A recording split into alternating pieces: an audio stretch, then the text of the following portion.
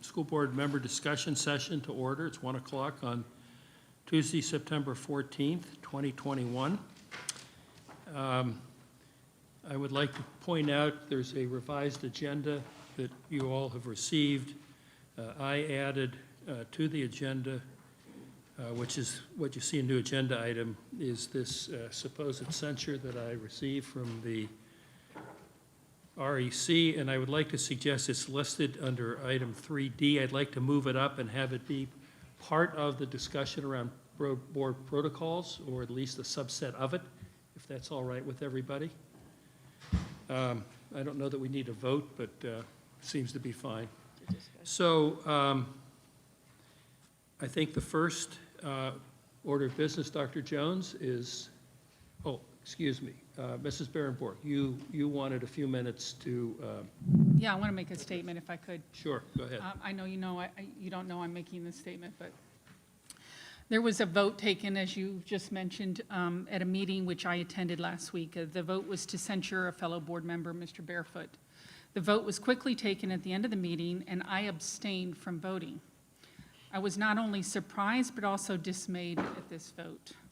It is difficult enough right now to serve as a school board member without the personal pressures being put on us about our votes. I respect all of my fellow board members and know that all of us are trying to make the best decisions we can during a pandemic and with an extremely divided community. After this vote was taken, I resigned from the Republican Executive Committee. I do not approve nor support the censuring of a board member. I'm asking for our community to please continue to advocate for your issues, but please do so in a non-threatening manner. Thank you. All right, well, I'm not losing any sleep over the censure in case you all are concerned about my sleep habits. I'm not a member. I don't know how you can censure somebody who's not a member, but, you know, have at it. So, but I do think that incorporating this into the board protocol discussion that we continually have sort of put off, I think it fits in nicely, and courtesy that we show to one another, irregardless of we may have different points of view. And frankly, I think having different points of view is healthy. If everybody agreed on everything, we'd probably be making a lot of mistakes. So I think it's a healthy dialogue to have, but at the end of the day, we respect and we move on. So with that, Dr. Jones, Yes. It's all yours. Thank you very much.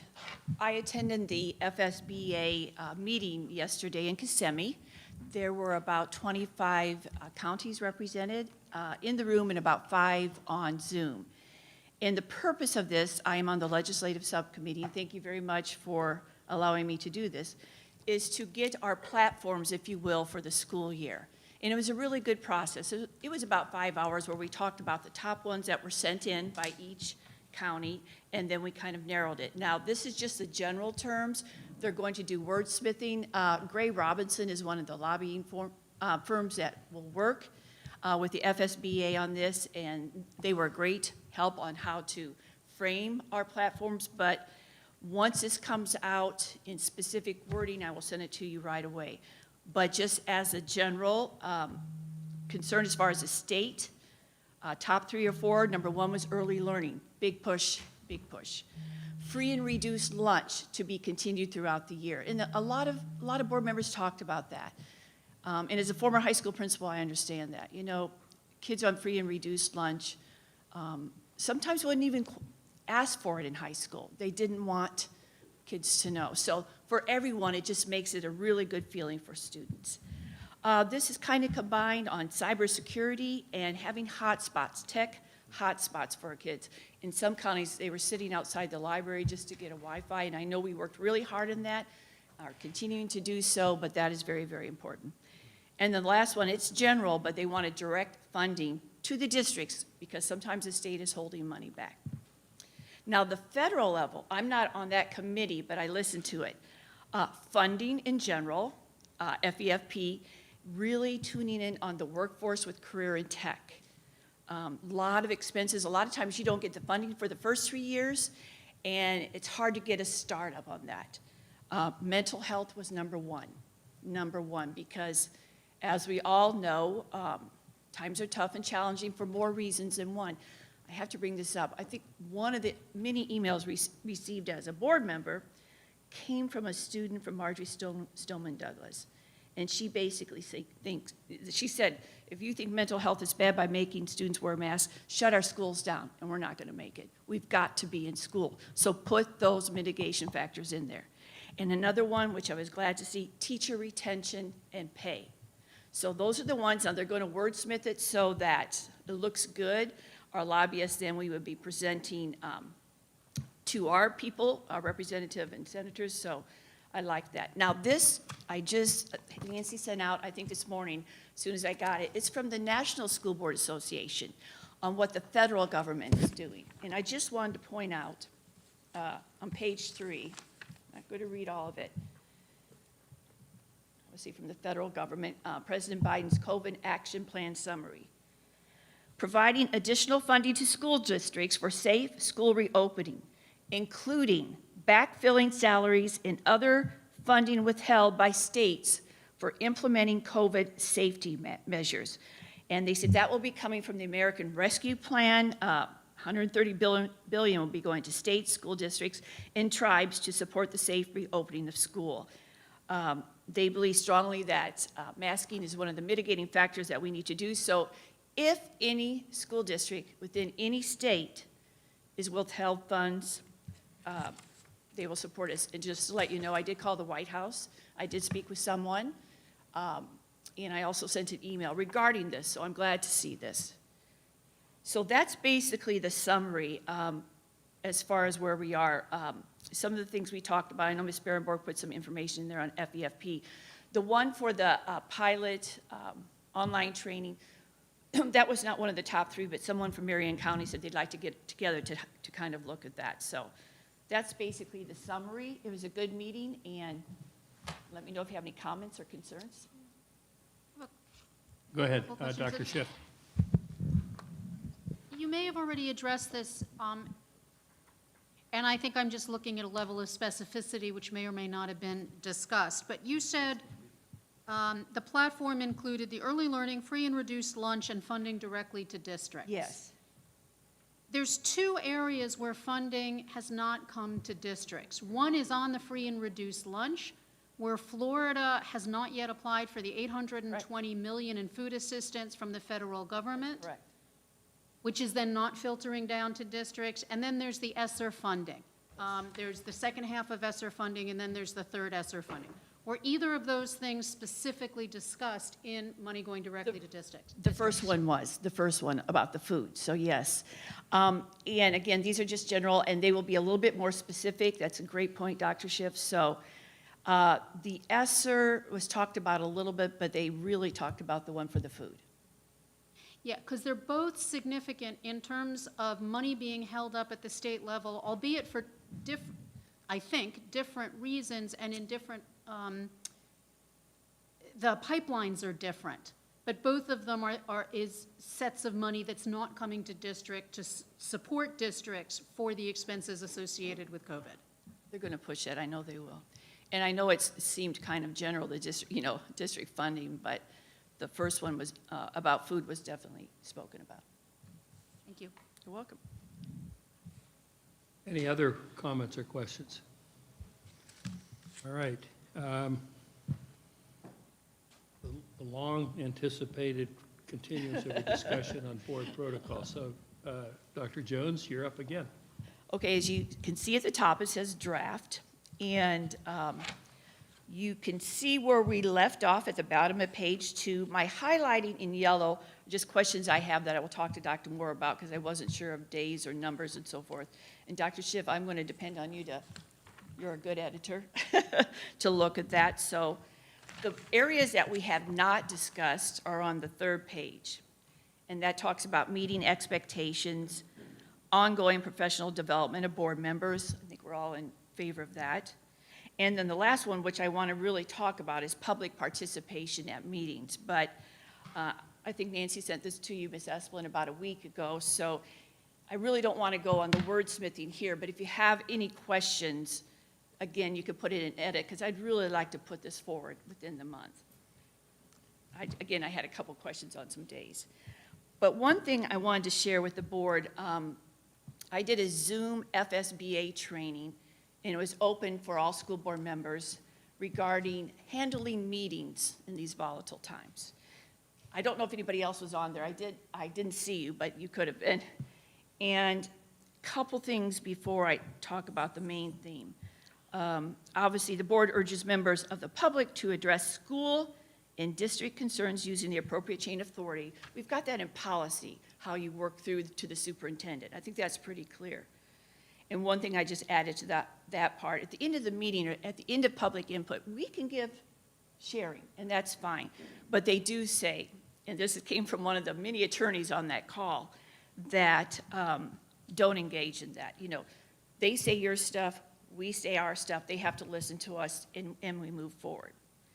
Now, I want to just review the notes from the session. They said, you know, we should really run our meetings like the Florida State Board of Education. Very tight meeting. I've been on 2 of their calls in the last couple of months, 30 minutes, done. The board meeting is for the business of the board. Neola states 30 minutes for citizen input.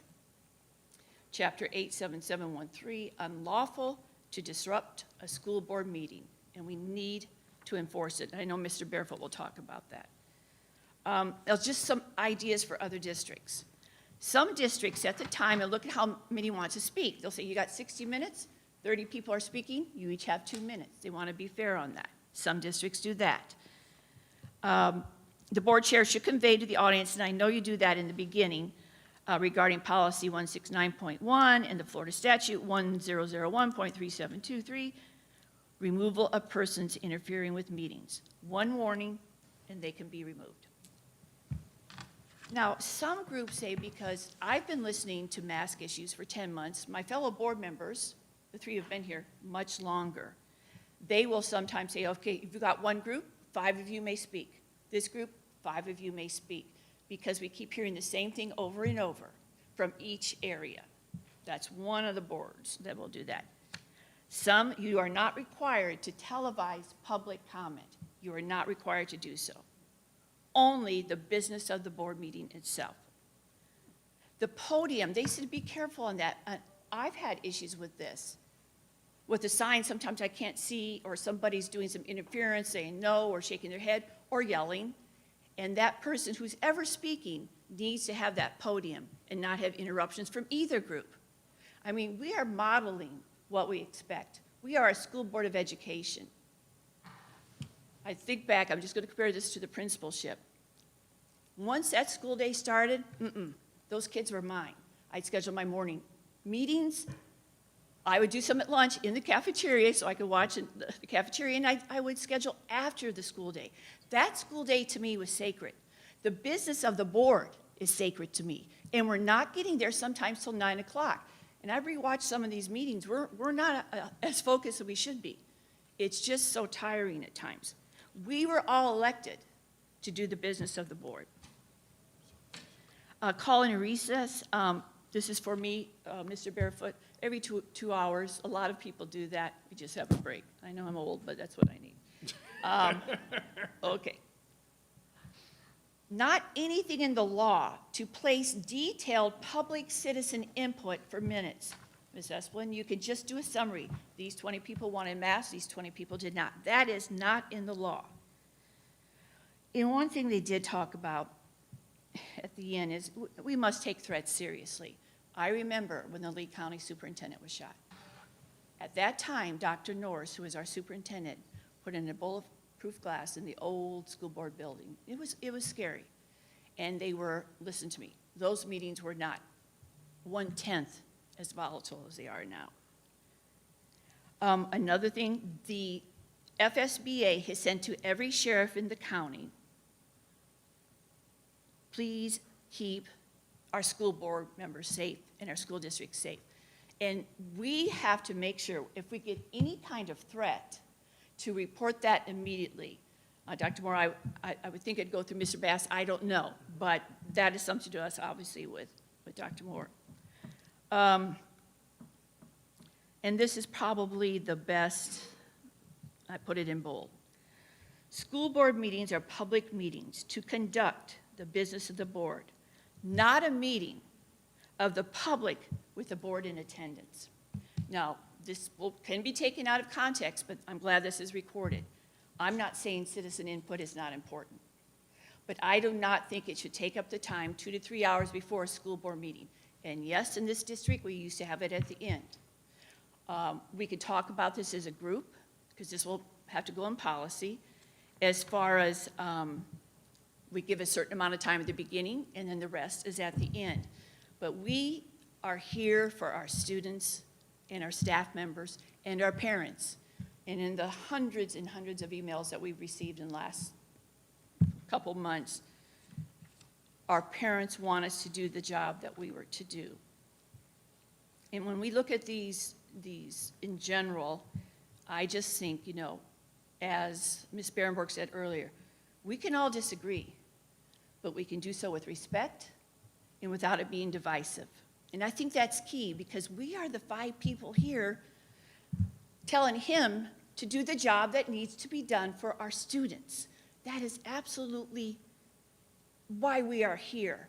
And sometimes it gets put on the back burner, and that is not right. I said this at the last meeting. We can do things right, or we can do the right thing. And there's a big difference there. I'm very passionate about this. I look back at our meetings, I look back at our information, I look back at the meetings with the superintendent.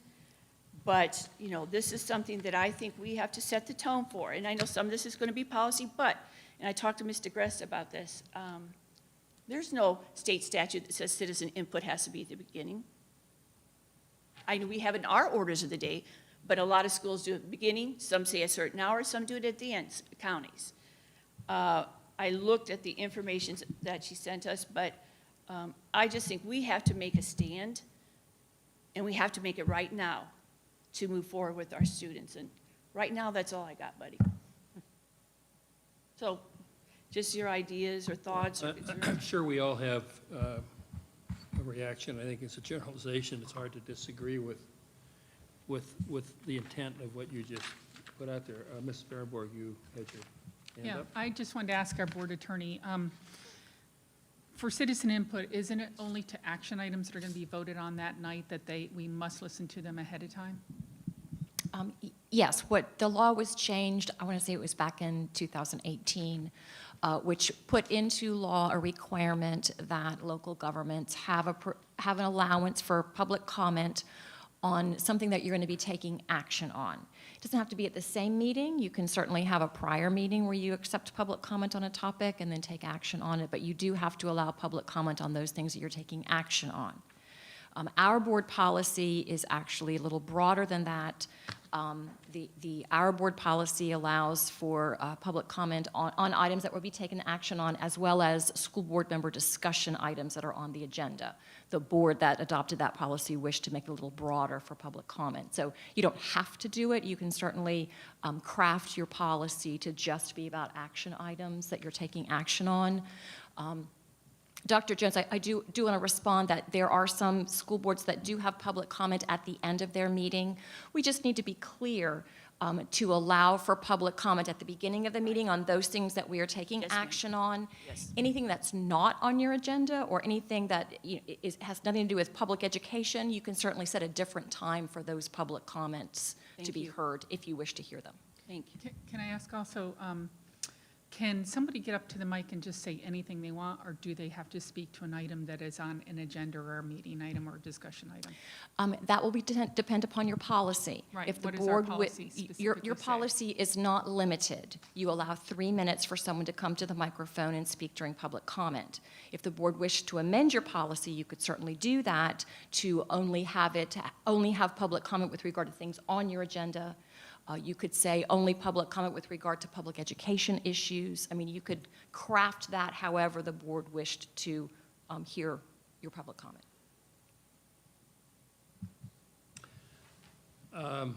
Mrs. Rosario. You want to go first? No, go ahead.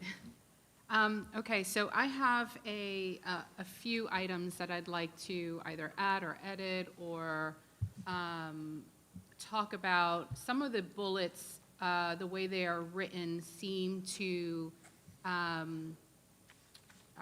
be combined. We can combine some of these items, is what I'm trying to say. All the protocols, Mr. Yeah, on Okay, on some of yes. the protocols, you know, it's just kind of redundant for some things, like on the board agenda, you know, there are 2 items that really speak to the same thing regarding a board agenda, for example. So my question to Mrs. Diagresta, with regard to our feedback on these bullets, rather than sit here and go bullet by bullet, item by item, is it inappropriate for us to create some kind of email feedback to all board on? Yes, it you would know, be some- inappropriate. Inappropriate. Please do not share comments back and Yeah. forth. Discussion amongst the board members, whether it's written or oral, it really must be done in a public setting. Yeah. But if each of you wanted to come up with your edits and then come back together in another meeting to share those edits with everyone, that's certainly appropriate. But I know in the age of electronics, there are all kinds of programs you can just kind of go on and everybody together edit Yeah. a document. If you wanted to do it on the big screen in a public meeting, that would be great, but not from the comfort of our homes where everybody's talking amongst themselves Yeah. outside of a public meeting. So here's the unfortunate part of our position, is that we don't get to know in advance the intent of a particular item on an agenda. Sorry, Mar. We don't get to know that. So in looking at this on our agenda as just being board protocols, you know, it's really unsure if the intent was for us to actually edit and go through each one, or just kind of talk about some updates. Do you have anything to add? And then let's come back again and discuss it at another time. I would like to do that. I would like for us to kind of get together and only talk protocol, because every time we come together, there seems to be something else that we have to kind of review in terms of these bullets. They're great bullets. We've made great progress thus far, but I don't believe that we are where we need to be. No. I think that several of these items need to still be discussed with, as a board and only as a board, with no other interruptions. I will say that there was a question here with regard to the 7-day advance and the emergency. With the board meetings, it is this, actually, it comes up in a few different places. It comes up in board chairman, chairperson, and vice chairperson, and then again in board meetings with the 7-day advance. And then there's an emergency, and then highlighted, the superintendent must post all backup Yeah. materials for agenda items 7 days in advance of duly convened board meetings, which I completely agree. In the event of an emergency, the agenda may be changed. That, I have, obviously, in the event of an emergency, something has to be changed. However, there are times where something is not an emergency and it's date driven. So let's say, for example, there was a deadline that we were receiving information by Thursday or Friday before the meeting. That's not so much an emergency, but that still should allow the superintendent to add a last-minute item because we received information that was date-specific, that sort of. So it's not all and only, you know, a once-and-for-all emergency, but we should be able to. So how we word that, I think, is important for us to discuss. Yeah. And then, let me see my notes, make sure I got it all. Even, I wanted to talk about the backups. I know our superintendent is a perfectionist. He is a workhorse. And I know that he doesn't like to put out items for backup unless he is absolutely certain that that's how he wants to present it. But I do see the need for, even if they're tentative, for you to put on their tentative or schedule to change or something, so that at least all of the backups and presentations be on the agenda. That I absolutely believe it needs to happen, so that we are prepared with our questions in advance of our Tuesday meetings. And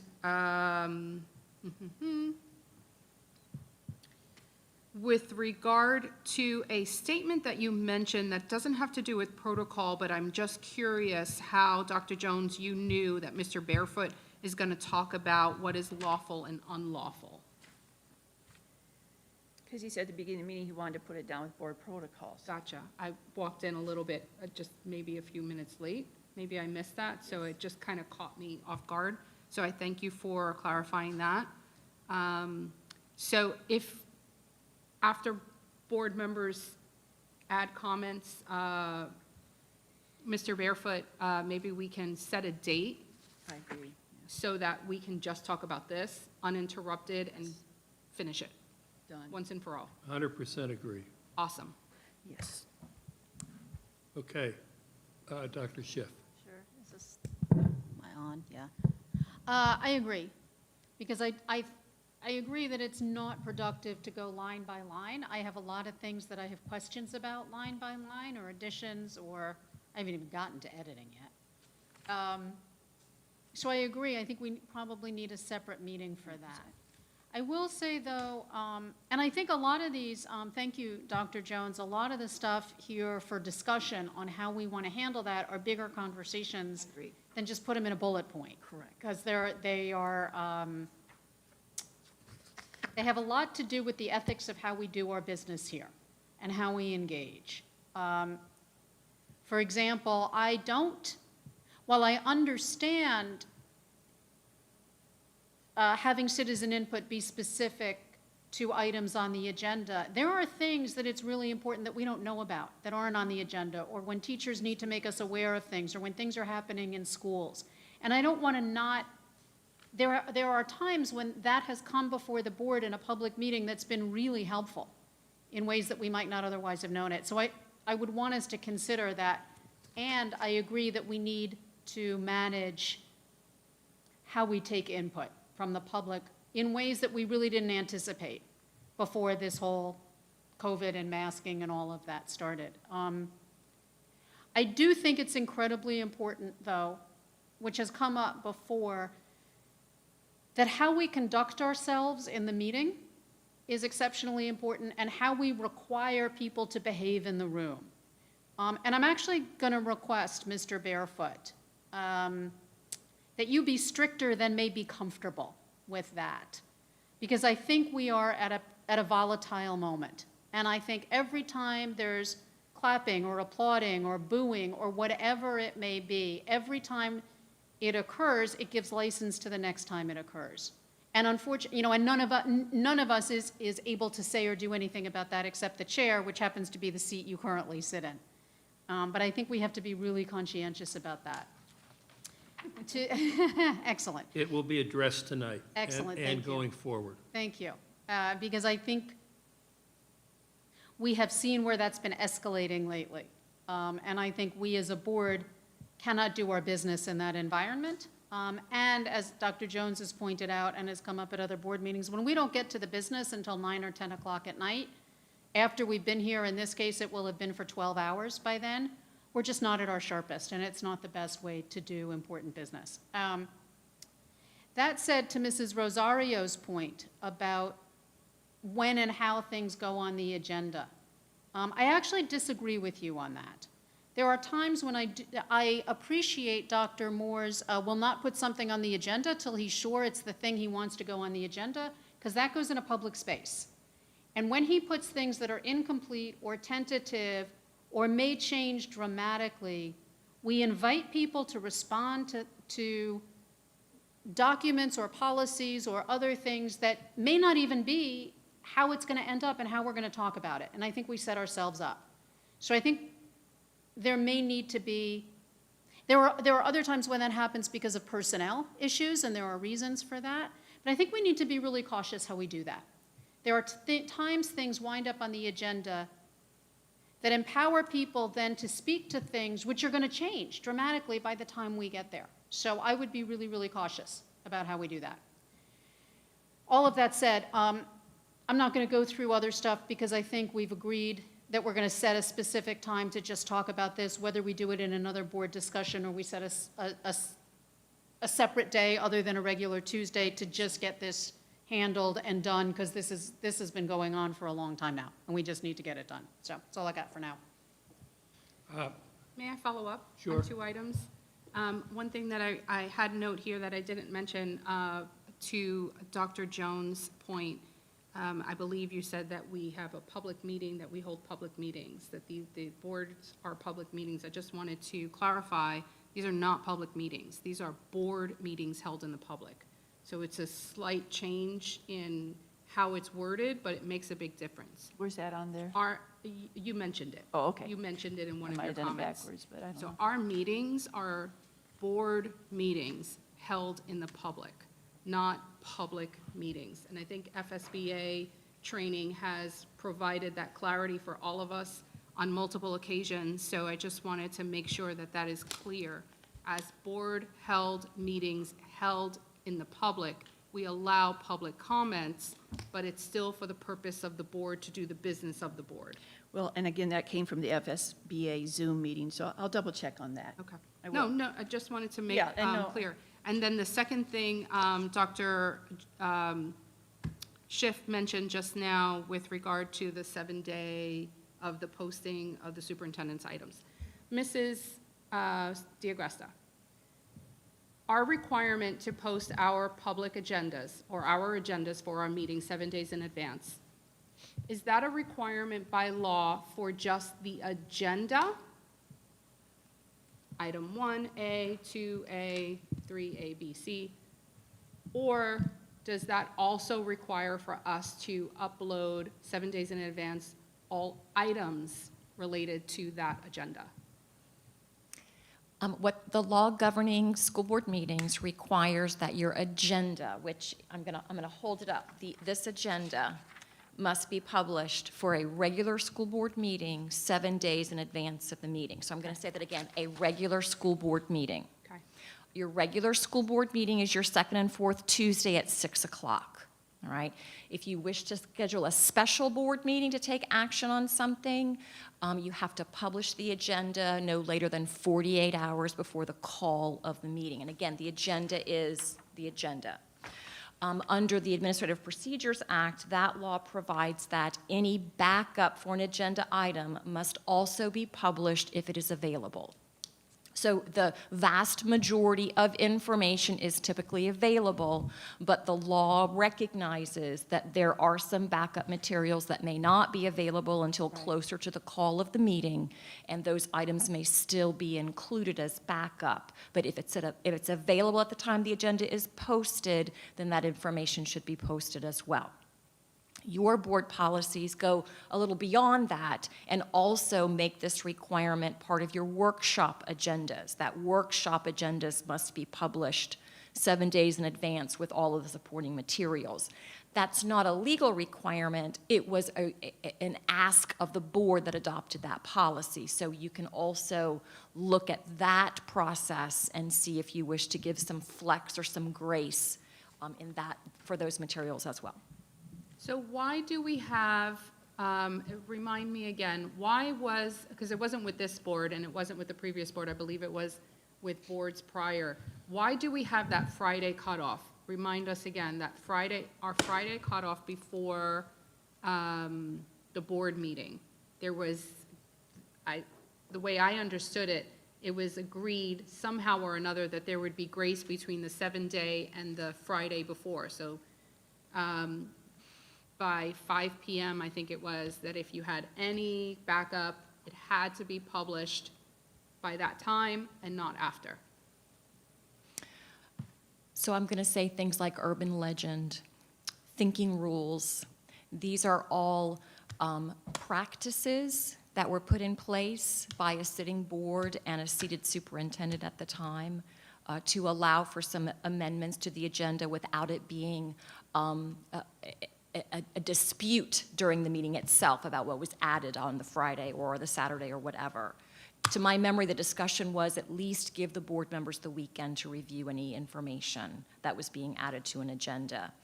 Again, those are not reflected in a policy, and I would suggest that if that is something the board is interested in doing, that we actually write it down.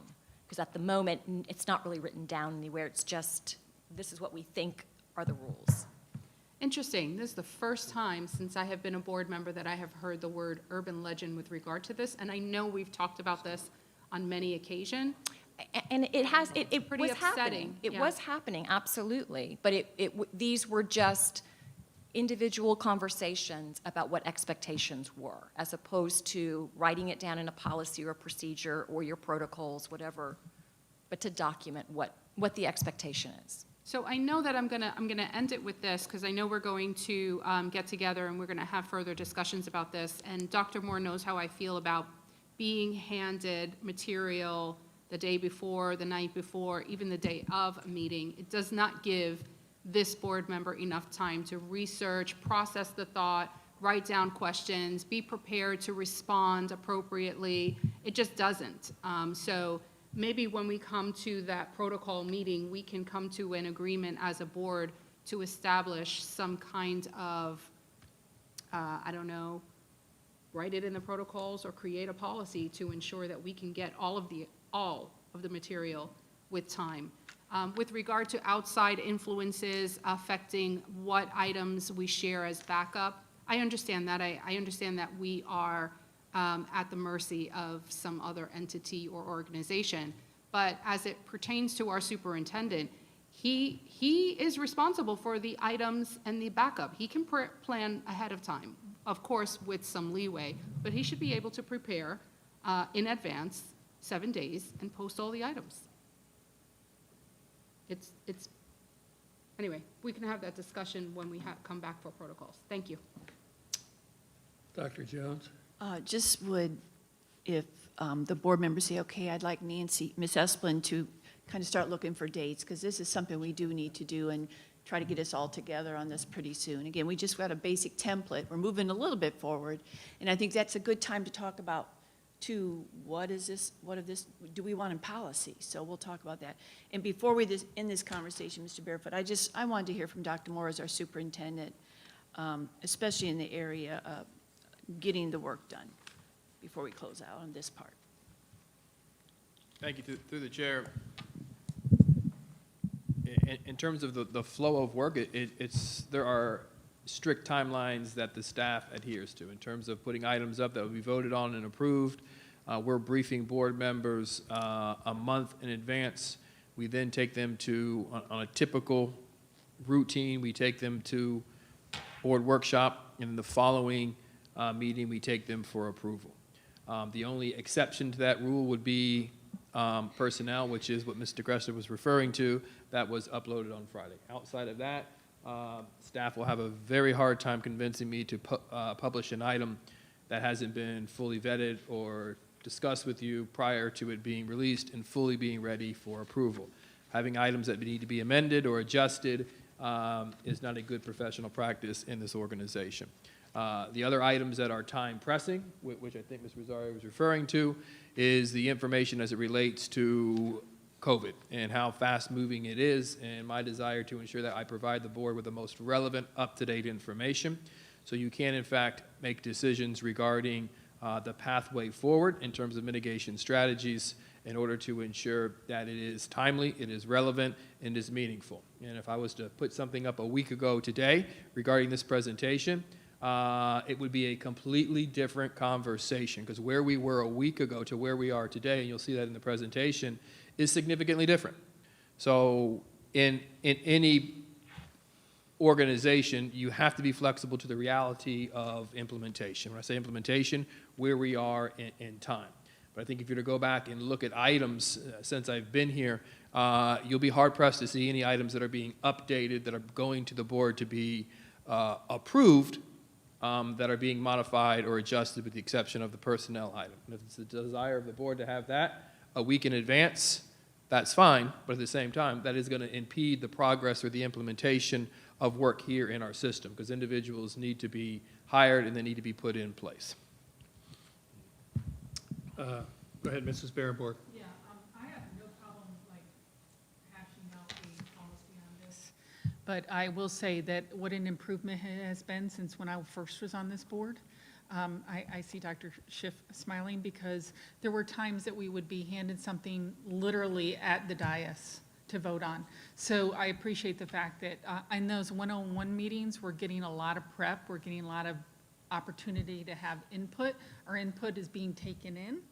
And I'm sorry, but if we go with the strict 7-day policy, then our input won't be taken in sometimes. and thought about individually. And I think that's important too, because we have those individual conversations with the superintendent that we can have. And then later on, hash it out on the dais with our fellow board members. So I think it is important that we allow that to happen. But I also know that now we have a lot more prep, and the other thing is transparency, is putting it out there for the public. And I agree with you, Dr. Schiff, that it needs to be out there appropriately for the public so that they don't have any misunderstandings. So that is a delicate balance. It's a delicate balance. So when we do come up with a policy about this, we need to consider that balance. Mr. Chair, just, I didn't fully answer the second part of your question. And I guess it's a question back to you. As you presented the item, I didn't think it was to define a date to go through the logistic process of vetting the protocols, but to have very specific conversation regarding the structure and organization of meetings, specifically referring back to public comment. So I don't know if the board needs to have that conversation, if there's action to be taken in the crafting of a policy, but as I heard you present that item, I think that's what you were referring to. So if I'm mistaken, then I'm mistaken. But if there's additional conversation to ensure when this item is sunsetted, the appropriate conversations have taken place. Right, when I listened to that meeting through FSBA, and there, at that time, for those meetings, there were at least 30 to 35 school board county representation. And they had that meeting, kind of an emergency meeting, say, listen, there's issues out there with school boards, there's threats out there with school boards, they're not getting to the work, especially if the citizen input is at the beginning. And I'm not saying we have this magical new thing, and Mr. Barefoot might be reading some things tonight, and I know we have policy, we just can't change it, but I guess I wanted your comment on getting the work done if we're not really hitting it till 9 o'clock at night. If we're not really keeping the focus on it. I mean, you've had COVID since you've been here, except for the first 2 months. So, I want your opinion on that. Okay. What can we do better as a board to get the work done for you? We need to talk about teaching and learning. And I Okay. think if this board was to reflect whether it has, since COVID has started, what have the conversations that this board has had together as a whole? How much of that time has been around masking? How much of that time has been around the problems or procedures around COVID? And how much has it been around teaching and learning and providing environments where kids can feel safe? And I have said to my principals and staff that what you see on a Tuesday night is in no way reflective of the quality of instruction that takes place on a daily basis. I have said a number of times what you see on a Tuesday night is not at all the conversations that are taking place at a school site, at a district, or cabinet level. I have said to you the kinds of conversations that we have in board preparation and weekly meetings is digging deep. It is evaluating the work. I think the work the board did at the budget, because it is a very set-aside process. You all hold a very, very high standard for that budget. But I would generally appreciate if the bulk of our meetings, and some of it is time, and this is an attack on public education. There's no two other ways to say it is intentional. But we need to keep the main thing the main thing. And I have misspoken, as Ms. Berenborg has reminded me, at 9:37 at night, saying critical race theory when I was supposed to saying culturally responsive teaching. So we need to put the business of this board first. And Ms. Rosario, as she's just captured, I think is 100% correct. You all have 24 meetings a year to conduct the business of the board. We need to honor that time for our students, and we need to be in the deep dialogue and conversation around those particular items. Now, what we do in upcoming conversations tonight and where we go this evening, it's just where we currently are. We have to attack the mask issue. But as we get ready to engage in that conversation, We want to attack it, we want to have a plan in place, and we want to ensure that the appropriate mitigation strategies are there so we can implement when the time is appropriate, the correct mitigation strategies based on the volume of spread or COVID in our community. We need to keep the main thing the main thing. So I'm really looking forward. You know, personally, I think one of the biggest disappointments going into this school year, the energy and excitement was high because it was the conversation. It was the dialogue, the preparation for the opening of schools was absolutely outstanding. And then we have to pivot to all things pandemic and shift our systems, as did every other county in the state of Florida. But we got to get it right. And as a board, we need to hold ourselves, and as a superintendent, hold ourselves accountable to having conversation and dialogue around what improves the quality of education for our children each and every single day. So I'm going to chime in here before. When I decided, to your point, when I decided to run for school board, and I've been around and directly involved in education for a long time, my wife and I, whatever philanthropic contributions we make, I would say 95% of it's toward education and healthcare. And I can't remember the last time we had a meaningful discussion about academics, about academic outcomes, about what can we do, what can you do with our support to improve the academic outcomes for all children. We obviously have socioeconomic challenges and the like, but public education in this country is in a crisis, and if people didn't recognize it 5 years ago, they sure as hell do today, I hope. You know, the Chinese and all these they're kicking our ass, to put it in the vernacular. Our focus on math and science is pathetic. And it's not just here. I have kids in the New York City school, grandkids. I have grandkids in the Boston schools. I listen to it from my children and their spouses about the challenges that my grandchildren, their kids face. And I think I've said this before. I think Dr. Schiff and I got into this discussion one board meeting briefly. We've got the state of Florida ranked somewhere, pick a number, well below the midpoint of the 50 states. Last number I saw was 42nd. I don't know how you come up with these numbers, but whatever it is. And this county, prior to your arrival, the last number I saw was 37 out of 67. So do the math. So we're below average in a state that is in the bottom quartile in the country. What are we doing for our kids? You compare them to the world that I'm much more familiar with, and that's Massachusetts. I grew up in Ohio. My kids are in New York City, which is its own. In fact, my youngest granddaughter is now going to Marymount, which is a Catholic school, because the public schools are so bad. She's lucky to get in. At $50,000 a year, guess who's helping with that one? I could take my school board salary, assuming the governor lets me get it, and contribute to my granddaughter's education. But we have got to get off these distractions, as important as they are to deal with, and start talking about why we're all here, at least while I'm here. Because if we don't, I'm gone. I'm wasting my time. I think it's, and unfortunately, we're in a political environment where everything's politicized, even though education's supposed to be nonpartisan. And frankly, the folks that I know and the comments that I've received, primarily emails, phone calls, from folks that pay attention, many of them are seasonal residents. They're all heavily invested in their schools, their kids' schools, or their grandkids' schools.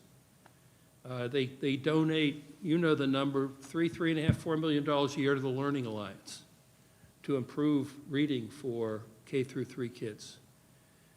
Child Care Resources doesn't raise that kind of money, but they're focused on however the young are, cradle to kindergarten. And the demand in that particular, or for that organization, is 2 or 3 times their ability to provide, because there's not enough teachers. So think about it from this standpoint. We've got this, I'm going to call it almost toxic, if not toxic, environment. If you were a young teacher wanting a career in public education, or you think you did, and you observed what goes on in some of our meetings or other meetings around this state or other parts of the country, you'd find something else to do. I would. I have a daughter's a high school guidance counselor just outside of Boston. They don't have these problems. And she can't believe when I tell her some of the issues here. I mean, she doesn't get it. She said, don't these people care about kids' education? I mean, you just think about it. We get all these complaints about masks. But it's the same people that complain about masks that complain when their kids get quarantined. Does that make any sense? How can you advocate for no masks? And I'm making a statement here. This is my point of view. And at the same time, complain because your kid's been quarantined 2 or 3 times. I mean, what are these people drinking or eating? That you can't connect the dots. And I'm all for parents' rights and freedom of speech and all that kind of stuff. But with all of those rights goes responsibility. And we are shirking our responsibility by not redirecting the discussion, still being respectful of people's rights to speak, redirecting our time and efforts to the education of our kids. And if we can't do that, if we can't do it, and if we can't commit ourselves to do it, then who can? Because the people that object to some of the things that we have done up here, if they got control of this school board, I can only imagine what it would be like. So, I mean, that's really all I have to say. Specific to the protocols, and I will tell you what I'm going to do tonight, and you can provide feedback. But I have a question for Ms. Villagresta. So the difference between policy and having to post it for 30 days versus what I'll call the practice of the board, or protocols. Protocols, now I'm talking about when I was mayor of Indian River Shores, we had all policies, but we also had practice, the way we ran meetings, because we frankly didn't want to go through a 30-day posting because 98% of the people wouldn't know it was posted. All you were doing is wasting time. This is a little different. So what is the difference? What can we make as practice? Now, the benefit of a policy is a policy, and you've got to make an effort to change it if you've got a bunch of wide receivers come along that want to do something different. Policy's hard to change. Practice, you can change a practice. Protocols, is protocol mean policy, or is protocol another word for the practice of how we run a board or a board meeting? And I'd just like some clarification from a legal standpoint, you know, from the whatever the, well, go ahead. Thank you, Mr. Barefoot. There is a difference between a policy, which requires the 30-day notice in a Right. public hearing to adopt, and you call it a protocol, you can call it a procedure, you can call it a management directive. A policy cannot just be changed with the snap of a finger. Right. These other operating procedures can, and I'll give you an example of the difference. In the school board policies, you've adopted a standard where people can speak for 3 minutes at public comment. That's a policy. It impacts someone else's abilities, rights, duties, and obligations. That's a policy. Yep. It must be adopted as a policy statement. We could not adopt the 3-minute rule, as I like to call it, as simply a protocol. So if it's something that's going to impact someone's rights, duties, or obligations, we need to adopt it as a policy. But if it's simply the way we're going to do business, the superintendent will be sure that we have copies of everything 48 hours before a meeting. That doesn't need to be a policy. It can simply be an operating protocol. However, I have worked with boards, this board and boards in other parts of the state, that have adopted that level of detail as a policy so that everyone is clear and it cannot be changed quickly at the next meeting. So some of this has to do with what it is that you want to do, but some of it also has to do with the board itself, how you wish to operate and how much you want it ironclad. This is how we are going to do things, and it's going to take a 30-day notice and a public hearing in order to change it. So I'd like to make, and what you just said is what I thought, but I wanted to be clear. Of course. On, Dr. Jones, your summary and all the bullet points, I might suggest when we'll set a date, that each of us take the time to identify those bullet points that you think should be incorporated in a policy, whether it's we amend a current one or create a new one, and those items which we could call how we want to run the place, how we would practice protocols, whatever words, because some of them really don't lend themselves to policy. Right. But if I were to err, I have a lot of confidence in us as a group. Not to say that we're smarter, better than the next group that'll come along. I would prefer the 30 days, if there's a question, put it in policy and make it really hard for somebody to come along and change it if we're really comfortable. And I define comfortable as we all ought to be on board, not 4-1. I mean, we all ought to be comfortable. We can argue perhaps about a word here or there. I think most of the time we agree on the goal, where we want to end up. Where we tend to disagree is on how we get there. That's not unusual. You want to go to Palm Beach shopping, you got a couple of choices. You could take Route 1, you can take the Turnpike, you can take 95. The objective is to get to whatever store you're going to by when it opens at 10 o'clock. My wife has taught me that, believe me. So I think it would be worth our while, and I might have a different point of view on what I think we don't need to put to policy, but I guess I would err on putting some of these things in policy forms, or at least amend existing policies. And I think that it would be helpful. I mean, I'm happy to send my thoughts to Dr. Moore, and he can circulate them. I could copy you, or maybe we want to get together again and exchange in some organized fashion how to approach this. It is sort of hard to not circulate each of our drafts ahead of time and then be able to, respond. And what Dr. Jones makes sense, her wording or her makes more sense than mine, and vice versa. Be more efficient, I guess we can't really do that. So that would be one request. And as far as tonight's concerned, Mrs. DeAgresta was very helpful, and she basically sent me sort of a 3-step process on what we do. It's the comment that's made when we begin the meeting, and it's pretty much the standard thing that I read. Mrs. Berenberg, when you ran a couple of those meetings, I thought you sort of gave yourself a bullet point. There were some good things in there that isn't in the other thing. I think we probably ought to take a look at that. But for tonight, so I'm going to read this initial, and I can read it now if you want it. I don't think it's necessary. But what's important is what's stated at the time of the first disruption. And it's directed at the person who is disrupting. Stop interrupting, disrupting this meeting. This is your one warning. If you continue, you will be removed from the meeting and the building. Second disruption. If the disruption occurs again, directed at the person making the noise. You are out of order and interfering with this meeting. You must leave the meeting room and building. Directed at law enforcement personnel in the room. Please come forward and remove this individual.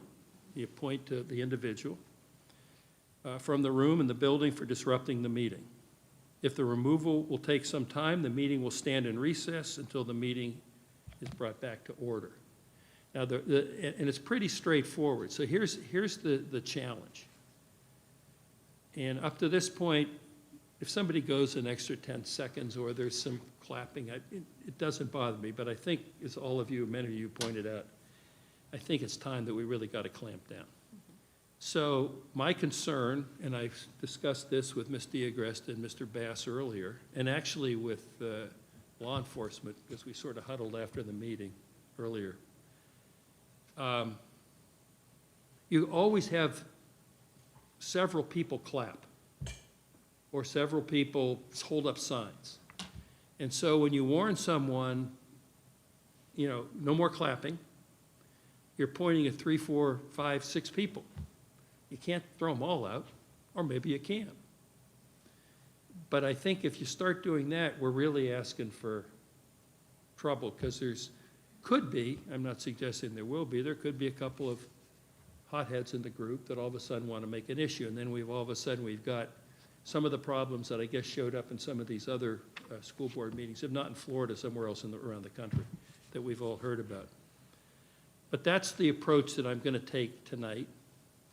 I may make a few more comments as we begin. And I understand that the feelings are pretty strong about masks or non-masks, but all I know is, in my mind, and Mrs. DiAgresta has, I think, gave us this information previously, and it incorporated in Dr. Moore's recommendation to us on masks, is we are not doing anything illegal. Parents' Bill of Rights gives rights to all parents. And the rights of the parents who expect to send their kids to a safe and secure learning environment, it's their right. And certainly masks contribute to that, even if at the margin. You can talk about all the science and all the studies. And with rights come responsibilities. And if you have a right, you have a responsibility to treat your fellow humans in a responsible manner. Not your own personal agenda, not your own political beliefs. Put those aside and use some common sense. And the idea that wearing a mask is somehow in violation of a law, the executive order, whatever it was, that said, you know, no masks, the court said you can't do that. That decision has been stayed, but it's still in litigation. And at what point does a public health crisis, which is where we were a few weeks ago, and as you'll see, Dr. Moore, later, things have gotten better. I just don't understand why people can't be considerate of their fellow parents, the other children, particularly when some of those same people, as I said earlier, the ones that are complaining when their kids get quarantined. So this just doesn't compute for me. And believe me, I don't like masks. And any other circumstances, I mean, I never liked playing Batman or Superman when I was a kid. I was always out in the yard with a ball. I'm sure there's some kids that love being Spider-Man and they can wear a mask. But the fact of the matter is, this is not a game. And this is no time for politics. And unfortunately, politics is everywhere. And we just have to, and I'm not suggesting that people that voted, that really don't want to wear a mask, they're entitled to do that. But I would just tell you that, and somebody in the 300 emails we've gotten in the last 24 hours, I mean, my guess is if you looked at your phone now, you got another 50. I mean, the numbers are overwhelming in terms of parents want mask mandate continued. And I think that, and we're not here to talk about all of that and make any decisions, but I'm just trying to get some perspective on, and I may or may not say something to that regard to introduce the public comment tonight as it relates to this action item, because there'll be plenty of people, most of the people will be here to speak to this, I'm sure. They're not here to talk about how the Vero Beach football team did or didn't do last weekend. Rained out. Huh? Rained out. Rained out. Yeah. At any rate, I could go on and on in this, and I don't want to do that, so before we move on, I'd like your thoughts on policy versus practice, protocols, whatever word one wants to use, and we'll head this way. Mrs. Barenborn. Yeah. You mentioned the statement that I read before on that meeting on June 22nd when we were going to vote about curriculum. And we knew that that was a pretty controversial issue that was before us as well. I worked with Mrs. DeGresta and came up with a statement, and I will say that we had really, really great community participation that night. I didn't hear the yelling and the calling out and the clapping. It might have been a little bit, but I think I stopped it pretty fast. So I think everybody was really respectful you might want to look at that statement that we created to, is that the one that you have? I have a copy of, it's somewhere here, a copy of, I know, I think I sent it to her or sent it to the superintendent. Anyway, I read it that night, so you can look at the I've got it somewhere. tape of that. Okay, and I will say that the public was very respectful, and I appreciated that. The other thing I will tell you is, it seems like, to me, the number one thing that I think we need to put forefront is citizen input. So maybe that, we can all agree that that's the first thing we need to talk about. Does it need to be a policy? Does it need to be just in our protocols? Do we need to change what we have already in policy? I guess that's the question. Exactly. Okay. And part of that is, Dr. Jones said, based on what some other districts have done, you got an hour. You got 15 people that want to speak, you get 2 minutes each. You got an hour and a half, you got 15, you got 3 minutes each with a maximum of 3. That's one way to, you set an amount of time and you divide it by the number of speakers. You just got to bring your calculator if you're running the meeting. Another way to do it is that you could have action items first, and you could have a second public speaking session after you've dealt with the business of the school board, and someone that wants to, and this is to Dr. Schiff's comment, there's no question that there are other things on the horizon, or there are other things that certain speakers want to tee up ahead of time, or make you aware of. But let's put those second. So I don't know whether you can truncate or split public comment into the action items public comment and everything else. Yes. But I do think the one thing that we should do, consider doing, is when you come here, you're to speak to issues that relate to public education. I don't need to know who won the Raiders football game last night. I don't need to know about somebody wants to make a political statement on something. That's irrelevant because we are nonpartisan. When we're sitting on that dais, we may have our political views at an appropriate time and place, but it's not when we're doing the business best for kids. And people have forgotten this tagline that before I got here, you all came up with Dr. Moore's Best for Kids. When are we going to start thinking about what's best for kids as opposed to the adults in the room that make all this noise? So at any rate. Dr. Just Jones? a comment. Thank you for what you said about what you'll be reading tonight. And when you change something, it takes a little bit of time, but really the only time people should be clapping is during our presentations and recognition. That's the time. Sometimes they like what somebody's saying in citizen input, but at the same time, people could be booing. So we've got to work on that. And I think the day whenever Ms. Esplin can get us all together, we'll talk about protocols and what maybe needs to be in policy. Now, it'll be a full day, but I think we can do it. And I like the beginning of this dialogue. Thank you. Mrs. Rosario? Yeah, we've been talking about protocols for a long time. So to not be clear on what protocols are is pretty interesting to me. But what we have received, certainly in our master board training with the FSBA, and let me just remind you, I don't agree with all of FSBA's legislative platform, items, but they do a fantastic job with their training. They do an amazing job, specifically in the area of ensuring that board members know their role as a board member and how board meetings should be run. And so they've clarified all of this. So quite a while ago, when we all, Dr. Schiff, myself, and I don't know if Mrs. Berenberg was there, I think you were, when we went to the first FSBA, when we were first elected onto the board, the training that was offered then shared, even then, and the subsequent years, what protocols are and how different they are from policy. And clearly, Mrs. Diagresta clarified that for us. But there are expectations and practices.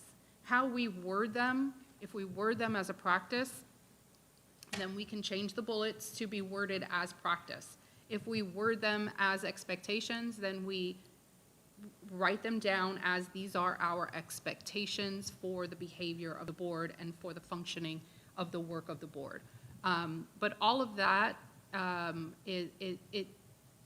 it doesn't hold as much weight as policy, but I would just be cautious to what we create in a policy, because when boards, and I think one of the reasons why we wanted to move in this direction is because boards change every 2 years, and the changing of policy would mean that we would constantly be district would constantly be changing these things based on who are the next board members. So I would just tread lightly on which areas, obviously we all agree which areas are the most important to create policy for, but otherwise protocols could work in the same manner.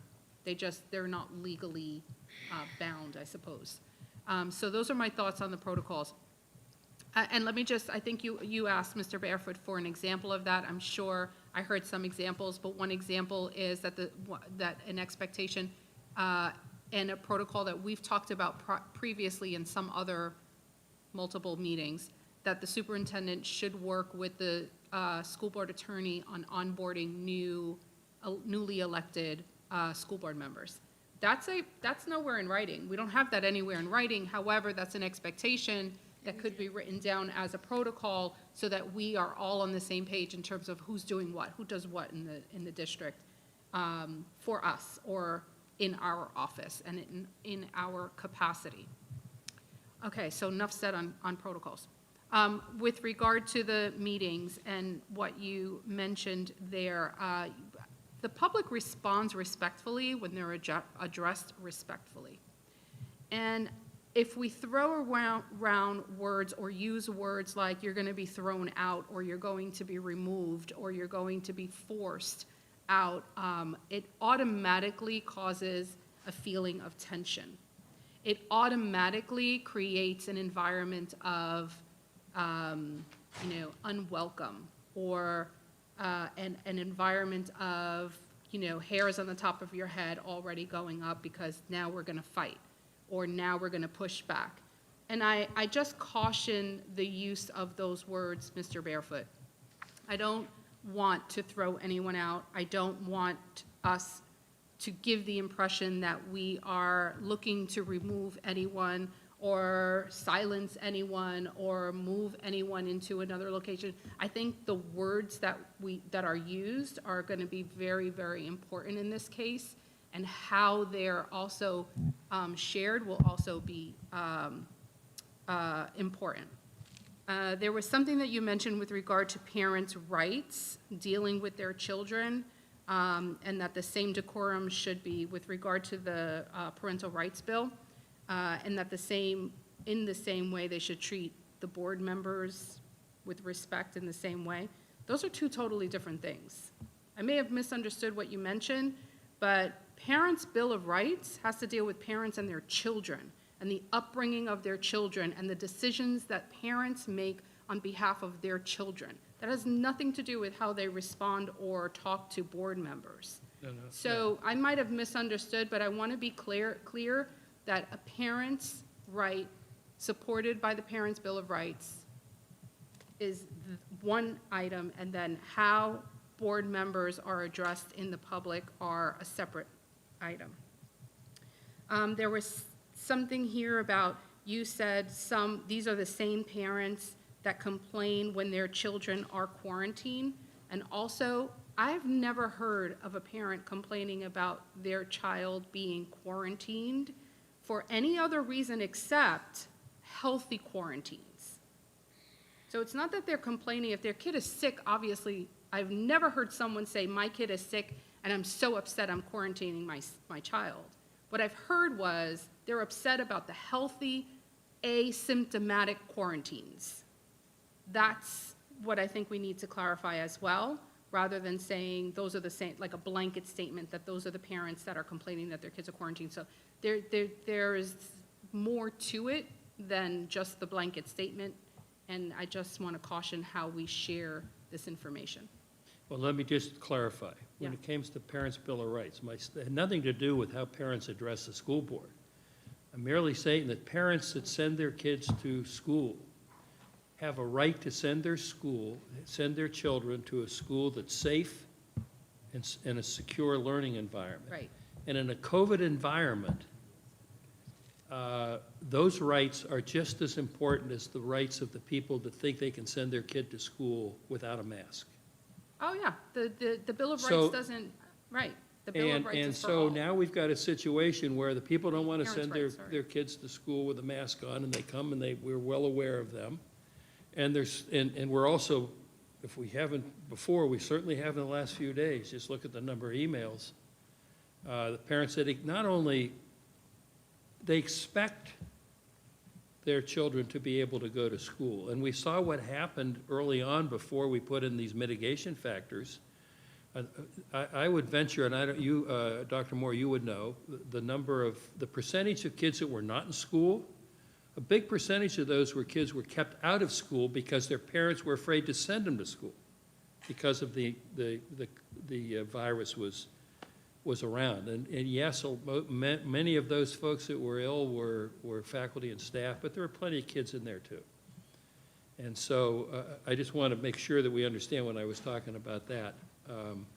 I think you're right, Mrs. Rosario, in terms of the tone, if not the specific words, the tone of just remind people that we're here to hear everybody.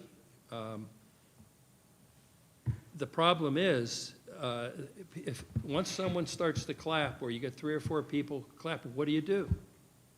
You either say no more clapping. You can say, or I'm going to have you removed. Please don't clap again. I don't want to have to remove you. Well, that is the third. That's a third option. And then what happens? So you come back and they're still sitting there. I don't know. But the bottom line is that it's my responsibility, and up to this point, you give people a little leeway. But I think we're in an environment right now where people are going to come, let them say what they have to say, and I've got to be able to, and I can't tell you until it happens exactly how I will react, but I'm sensitive to your comment, Ms. Rosario. I think you're right, that words matter, and the tone and the specifics of a word or a sentence the problem you're trying to solve can create another one. So thank you for those comments. Dr. Schiff. To your initial question about policy and protocols, while you and Dr. Jones have been on the board for 10 months, we've been here for almost 3 years now. And we've been having this conversation about protocols since shortly after we got on the board. And there were a variety of reasons why we could never complete that conversation, and who disagreed with who, and who felt who was trying to limit somebody else's right to speak or act. It's worthy of consideration how these may go in policy. And I'm thinking about what you said, because yes, boards change every 2 years, and boards can always change policies. It's just a more cumbersome process. But were some of these things in policy when we got here, we might have avoided some of the pitfalls that we've experienced over the last few years. So I think I support that idea, though I'm not exactly sure what it looks like right now, in how we put certain protocols into policy to govern the behavior and decorum of board members and others in this room. I think this room has become, as Dr. Jones mentioned, an increasingly disrespectful space. And to your point, Mr. Barefoot,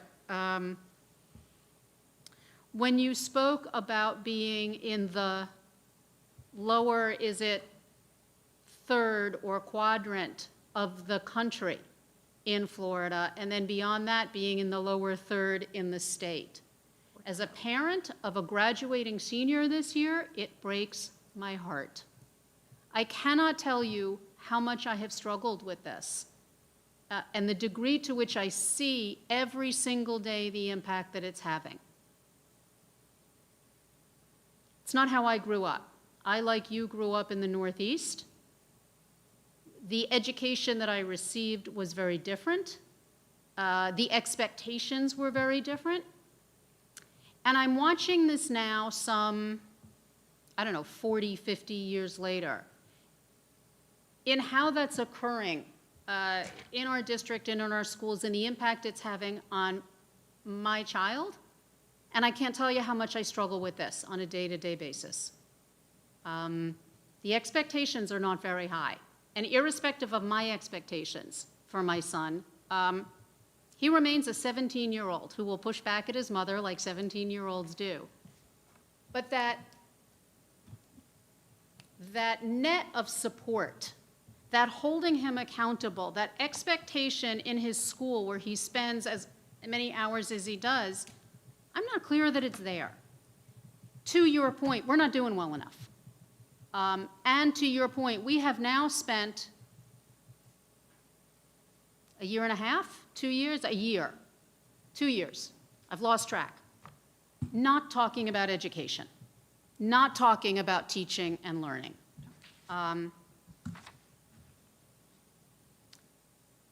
And it frustrates me, it angers me, and it breaks my heart. And it is our responsibility as a board to do something about that. And that starts in this room. And that starts with how we conduct ourselves in this room. That starts with how we ensure that what occurs in this room is non-partisan. It is non-political. There is a reason school boards are nonpartisan offices. And it is our job to ensure that politics does not occur in this room. And if we are not doing that, then we are not doing our job. We're just not. And it is important that we reiterate that time and time and time again. Because as we have learned from FSBA, how goes the board goes the district. One of the most valuable things I've heard from FSBA is that the tenor of the district is set by the board. And if we are seeing chaos in this room, no surprise, we will see chaos in this district, and that's intolerable. I have no patience for that. So, to that soapbox. So I do think there is some merit to how we put into policy ways of being and behavior in this room. And I think we need more conversation about that because I'm not sure what that looks like, but I appreciate you bringing that up.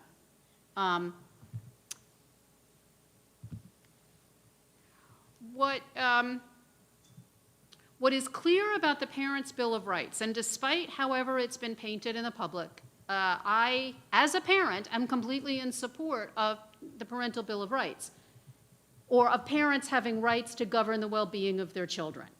I've never said anything that disagrees with that. However, in this bill, it also says, may not infringe on the fundamental rights of a parent to direct the upbringing, education, health care, and mental health of his or her minor child without demonstrating that such an action is reasonable and necessary to achieve a compelling state interest and that such action is narrowly tailored and is not otherwise served by a less restrictive means. That's exactly what we're doing. And when we finally get to Dr. Moore's presentation, which I'm hoping we get to shortly, notwithstanding my soapbox at the moment, I think he will demonstrate exactly how he is doing that and how he is creating increasingly narrowly tailored ways of ensuring the health and safety and well-being of everybody in the district, the parents, the teachers, the staff, and the children. And to your point, yes, I also have received hundreds of emails. I can't even respond to all of them, which I will do once I get time to, again, send out an email. The vast majority of emails I received are from the parents and the family members that you're referring to who want to feel that they are sending their kids into safe environments, and it is our job to create that. So I'm looking forward to Dr. Moore's presentation about how we're going to continue to do that and how we're going to refine our capacity to ensure the health and safety. But for the moment, to policies and protocols, and yes, and to ensuring that we keep this body as apolitical as possible. It is incumbent on all of us to check ourselves every minute we sit on this dais. Dr. Jones. Just to wrap this up, I wanted to read the mission of FSBA because Dr. Schiff made me think about it. Increase student achievement through development of effective school board leadership through advocacy and support of public education. Kind of says it all to me. And I emailed Nancy, and I don't want to do it now because it'll take 30 minutes to get a date.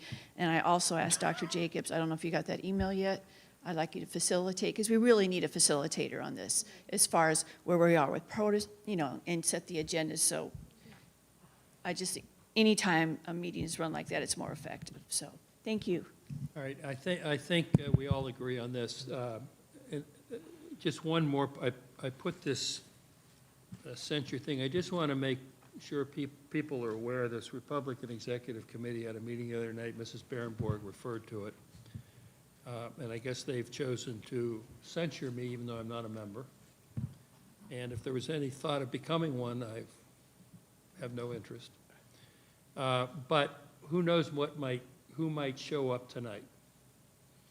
And I've been told, you get a lot of information, that someone's going to come and try and read whatever this censure says into the quote-unquote the record. I'm not sure, since I get to run the meeting, and I think, we've had the practice of not responding to individual presenters until everybody was done. But if that happens tonight, I'm just warning you ahead of time, I may respond. And I may try and add some humor to what otherwise will be something that I could care less about, but it is what it is. So, and I do think, though, that, and I thank Mrs. Berenberg for her comments, and I think this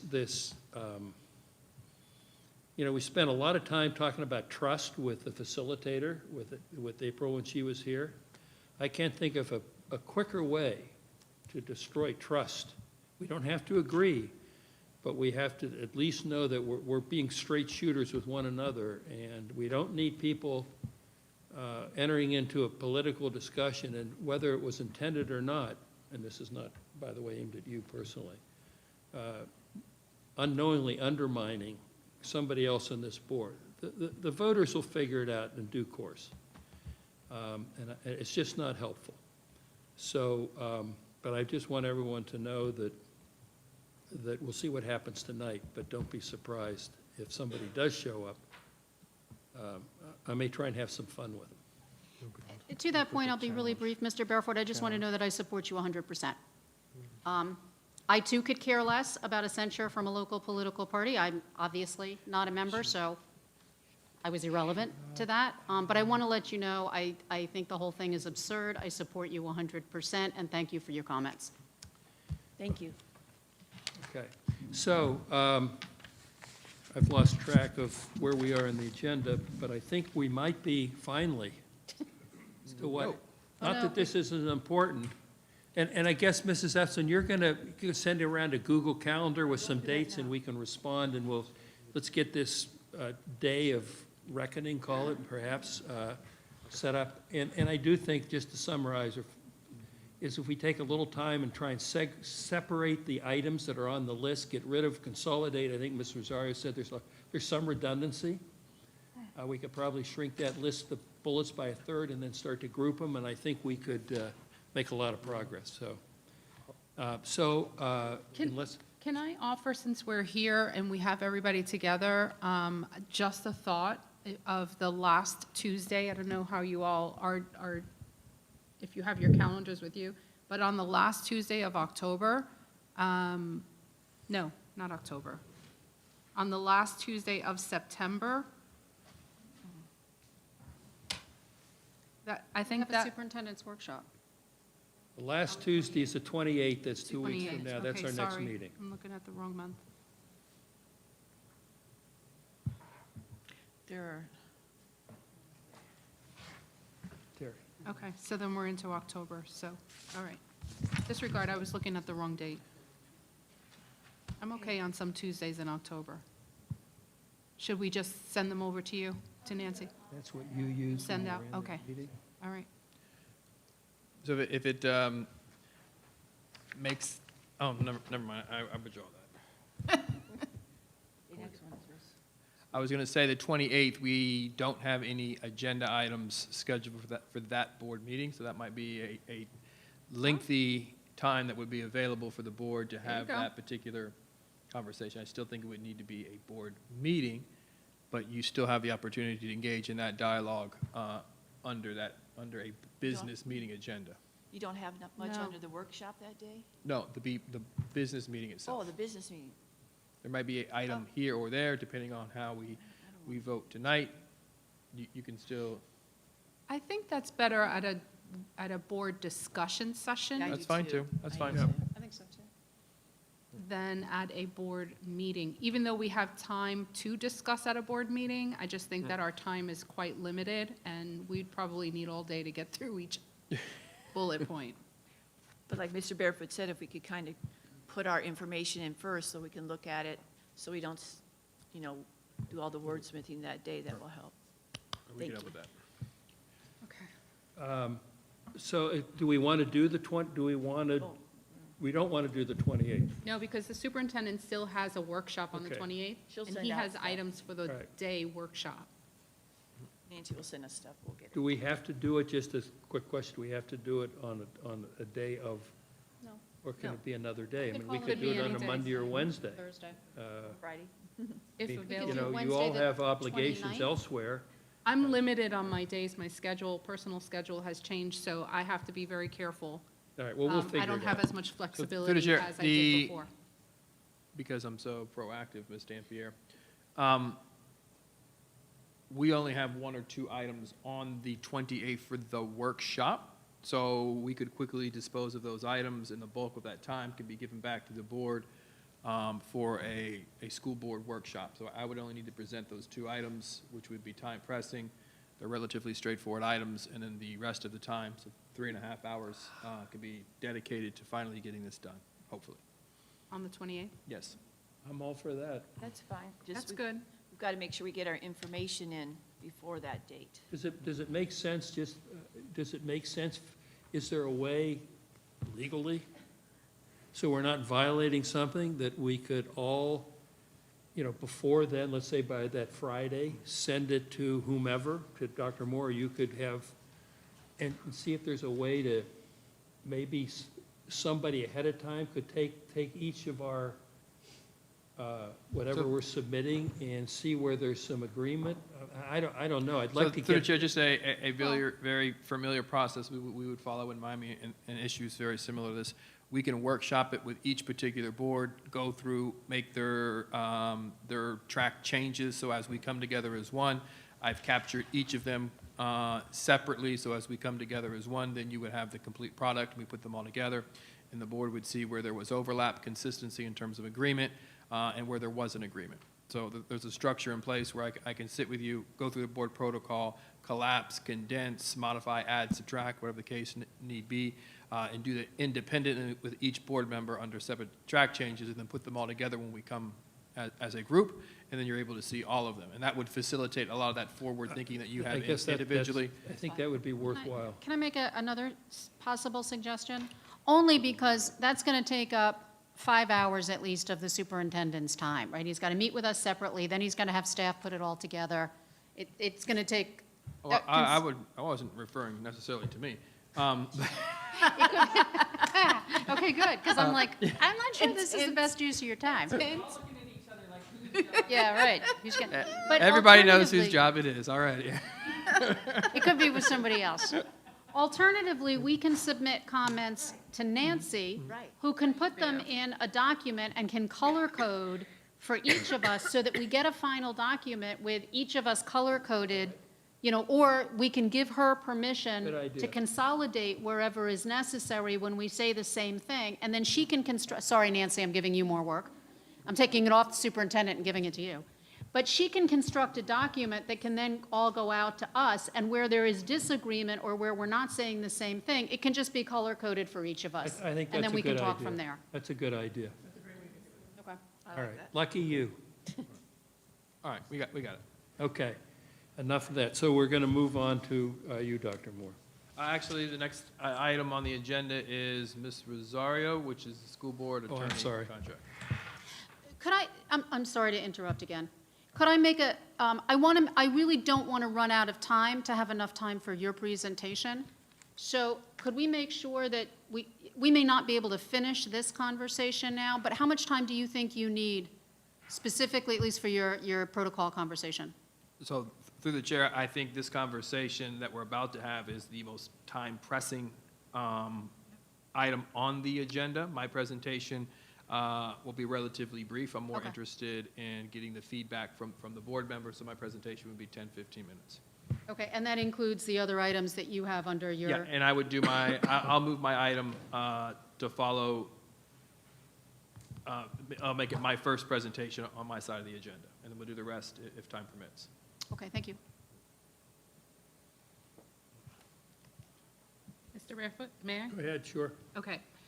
So, board members, I put this on the agenda as the school board attorney contract, but it has taken, as you have probably been aware through an email, a different turn. The original intent was for us to talk about Mrs. DeAgresta's contract, which I'll let Dr. Moore talk about a little bit more. And then we received, for the public's understanding, why this is changing, is that we received an email from Mrs. DeAgresta stating that she will be retiring in 30 days. So she has given us her 30-day notice. And so apparently there are some people who did not know in the room. And so as a result of discussing a renewal or change in the writing and the dates of Mrs. DeAgresta's contract, I think now our entire discussion will change on how, Dr. Moore continues the discussion. I will say, though, before we get sidetracked, of all of the backup that you received for this agenda item, it was originally intended to discuss some other items. One of those, during our last meeting, I mentioned to you all that there was indeed a packet that I found in my office addressing school board attorney evaluations. And I did provide that as a backup, so I do encourage you all to take a look at that, because I'm not sure where that would fit within this process. I also wanted to call to your attention an email that Dr. Schiff sent all board members in, I think, March of 2020, spring of 2020. There was an email that Dr. Schiff forwarded of several different districts, school districts you may have forgotten, school districts, and the ways in which each one of them evaluate their school board attorneys. So it is important. It's very, very important. The only two employees that we are responsible for hiring and letting go is the school district superintendent and the school board attorney. So how we do that now, we have an opportunity to get it right. Not that it wasn't right before, but some of the practices, I think, just weren't appropriate. So, Dr. Moore? So thank you through the chair, and I just don't want to begin the conversation without underscoring the impact and loss that this is for the school district of Indian River County. As you know, in Miami, it was a very large district, and if I had a question regarding litigation, I would go to one lawyer. If I had a question regarding contract, that would be a different lawyer, ESE, Student Services. They're literally, the fourth floor was the floor that serviced all of the legals. They had a whole floor of a 9-story building that were lawyers. Coming into the school district, having one outsourced lawyer, it was something that was very, very new to me. And I can tell you without reservation, Ms. DeGressa is available to me as you, morning, night, weekend, always available to answer the question, always willing to tell you sometimes what you want to hear, a lot of times what you don't want to hear, and engage in the conversation of dialogue. Get me to yes, get me to yes, make me legal. And, we all look forward to retirement at some point, and we celebrate the opportunity to do so. But make no mistakes about it, ladies and gentlemen, this comes as an impact to the school district of Indian River County. So I don't know about Suzanne, if you wanted to say, I know she's so humble, she probably won't want to say anything. And I. It's been my honor. Thank you. So I've asked Mr. Carver here to review the process that we could follow for a request for proposal. As you know, 30 days notice is an extremely tight timeline. In Suzanne's email, she indicated that there was a little lingering additional support that she could provide. going into the month of December. But as we review this timeline, do need some feedback from the board regarding the request for proposal. And then my goal today is to review that, create that, sketch out a timeline that could be followed in order to ensure that we have a smooth transition for legal representation for our school district. So with that, Mr. Carver will give a brief presentation regarding the overview of the process. Some of the information that Ms. Rosario has uploaded is not new to the board members who have been sitting for the last 2.5 years, but would definitely be new, not necessarily complex to understand for our two newer board members, Mr. Carver, but you could just review the process and allow them to answer any questions they may have. Certainly. You may recall in the spring of 2020, I did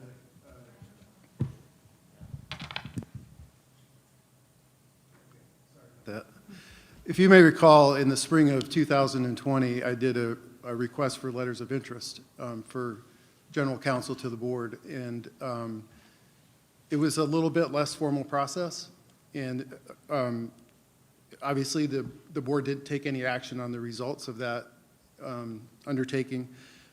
This time, we're recommending a request for proposal as a delivery model. So the criteria will be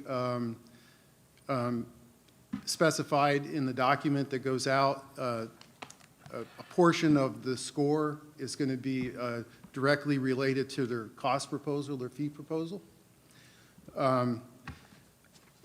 When we did the request for letters of interest, we had it on the street for a little bit over a month to make sure that we, received appropriate number of responses. We received only 3 responses that time. Hopefully, we'll have a little bit more interest when we release the request for proposal. I drafted a timeline. Obviously, it can be amended. I'll go over it with you very quickly. We would release the request for proposal on September 28th.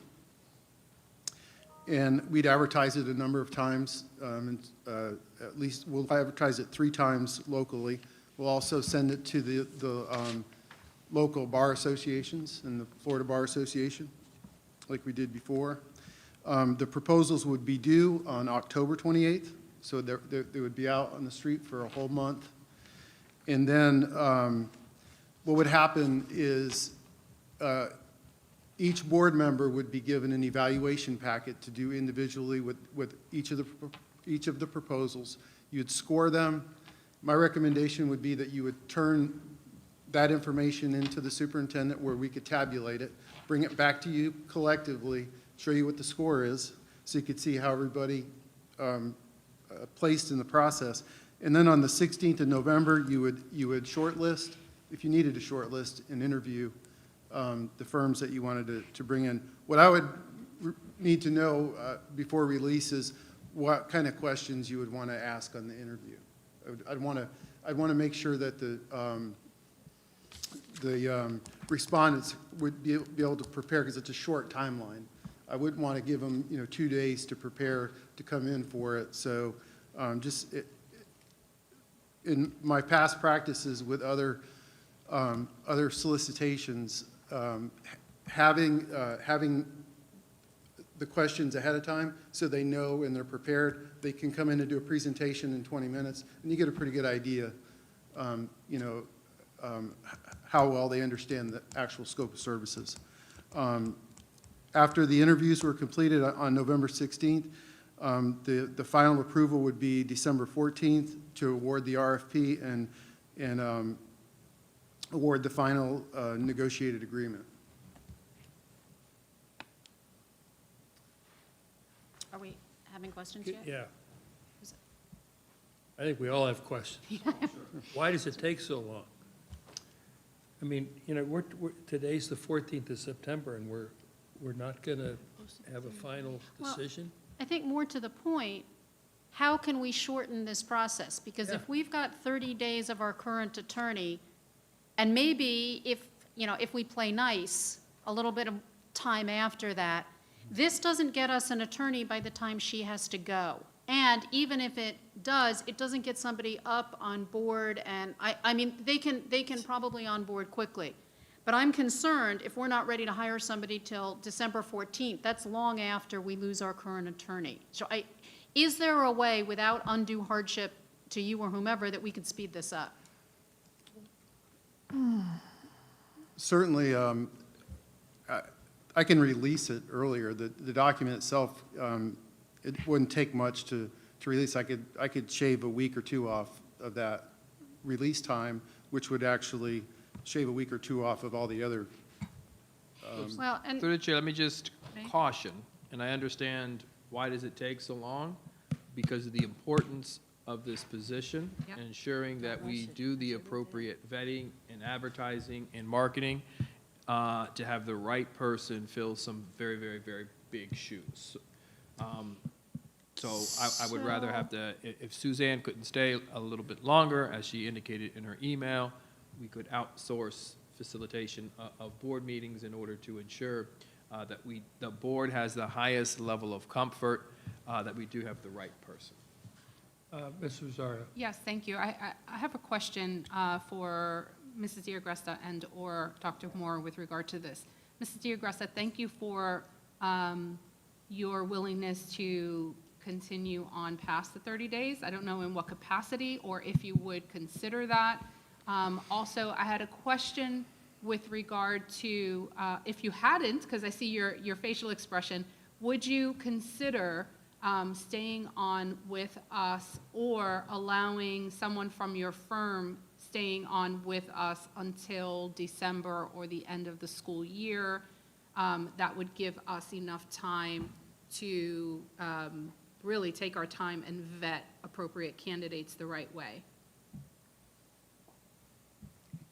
May I, Mr. Barefoot? You certainly may, as long as you give the right answer. Oh, it's a test. So under our legal services contract with the board, we have to give 30 days notice. And so my letter references specifically that 30-day notice. I am not physically retiring until November 30, which is more than 30 days out. The issue of whether my firm can provide some sort of legal coverage through the month of December to cover any last meetings or any additional legal work, I can certainly speak to someone about being that person to cover if you need something into the month of December, absolutely. I just don't know without speaking to someone first if anyone can do beyond that. They're going to have a very full plate as it is with other legal work, and so I'm concerned that they wouldn't have the capacity to take on this client as well. Thank you. I think that it's important for us to get this right. I don't want to rush the process because of timing. Dr. Moore is right. This is a critical position for us to fill. Critical. We are in the middle of still in court with the NAACP over the desegregation order. There have to be, these are big shoes to fill. And if we don't get this right, every single, dotted I and every crossed T has to be extremely looked at with an extreme microscope.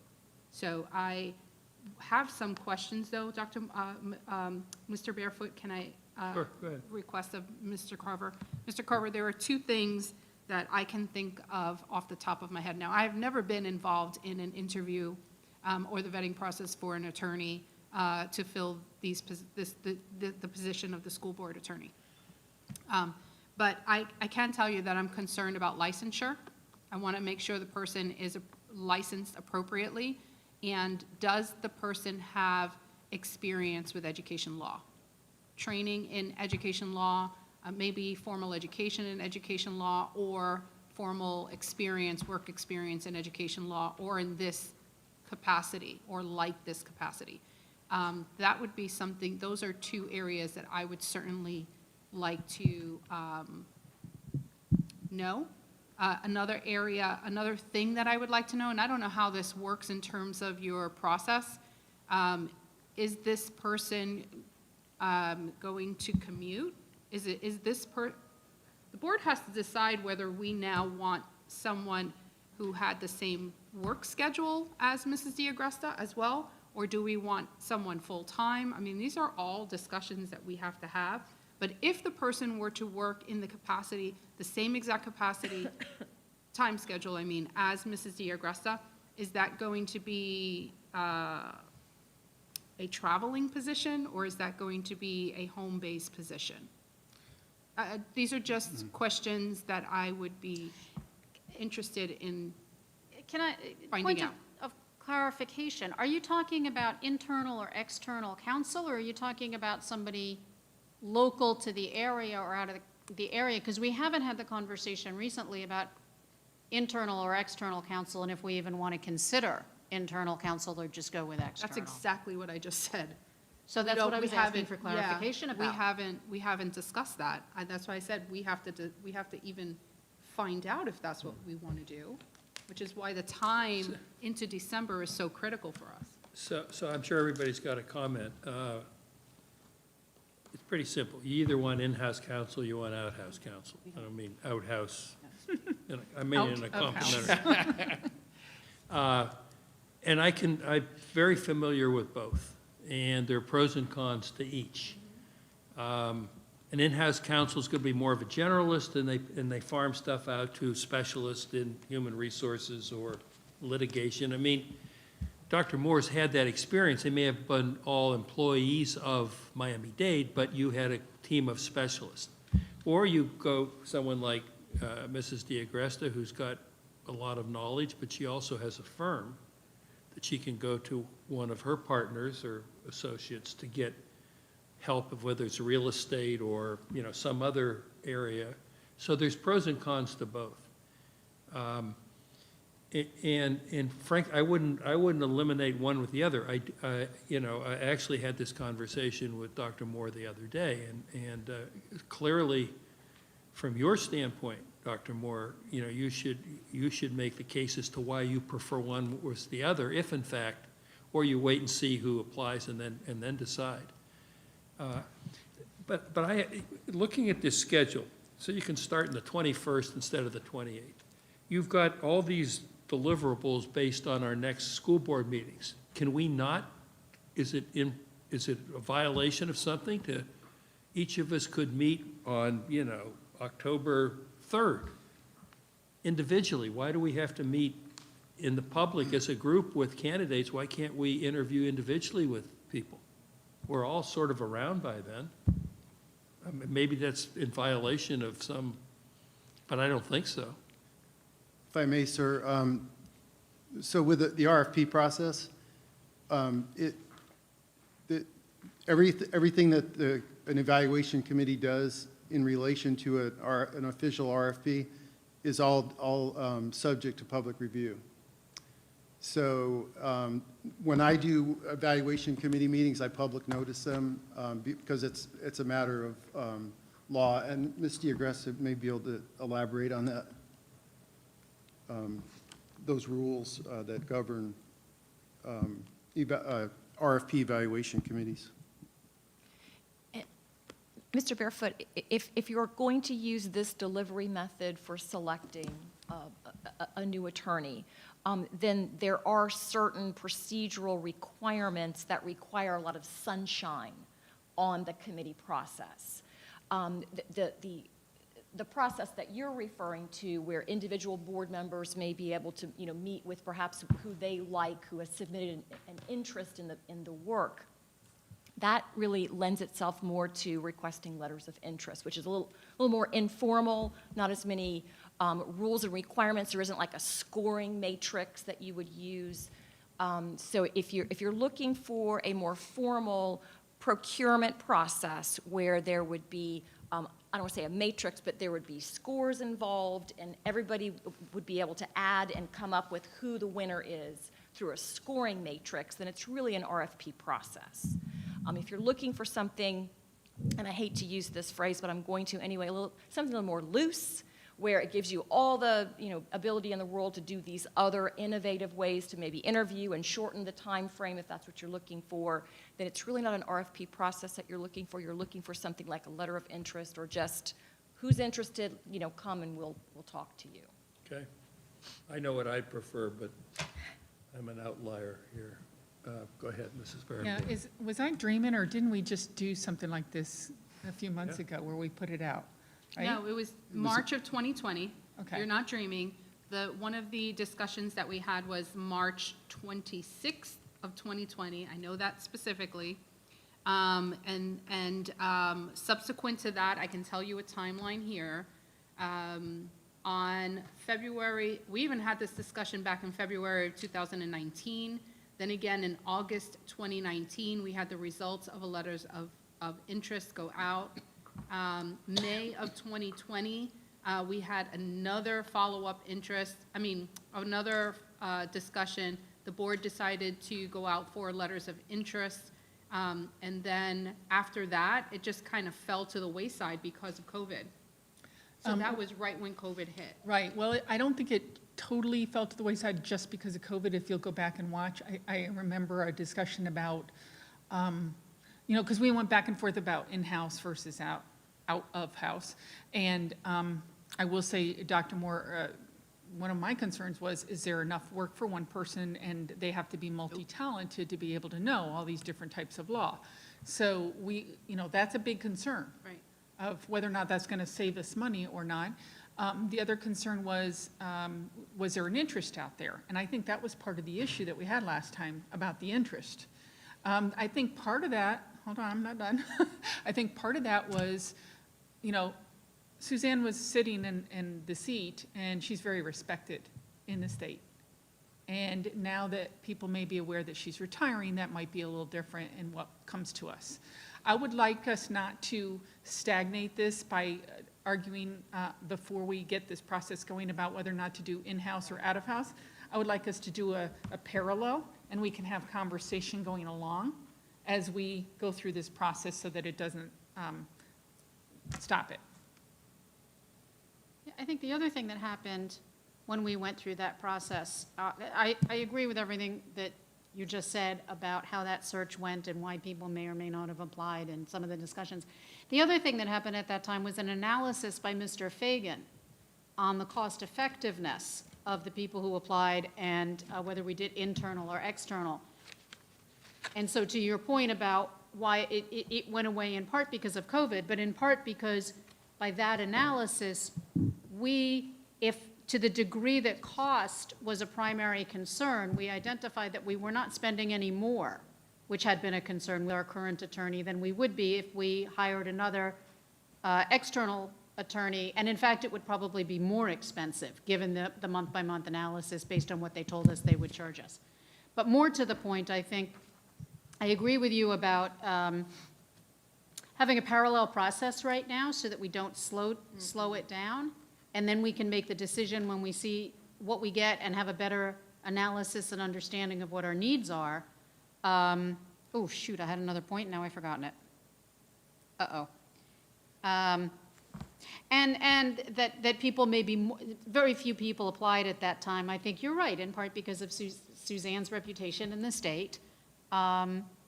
People were not willing to potentially put a fellow attorney out of work. That obstacle no longer exists. And I think our search will be far more successful this time around. Mr. Barefoot? Yep, go ahead. I'm not saying too much because I do not accept your resignation. Exactly. Retirement. I don't think it's full-time. Anyway, thank you very much. We go way back, and your information to me always, you really give the information I need to hear, so I appreciate that. I did look at when I was considering running, I did look at the responses for the people, and I remember Mr. Gress's firm hourly rate was lower than the other ones, if you look back on that I do remember correctly. Is the board going out every year looking for this, or what are we doing here? 19, 20, 21, why did we go out and look for other people then? What was the issue? Well, there were a number of them. Not necessarily to us, but there was concern in the community.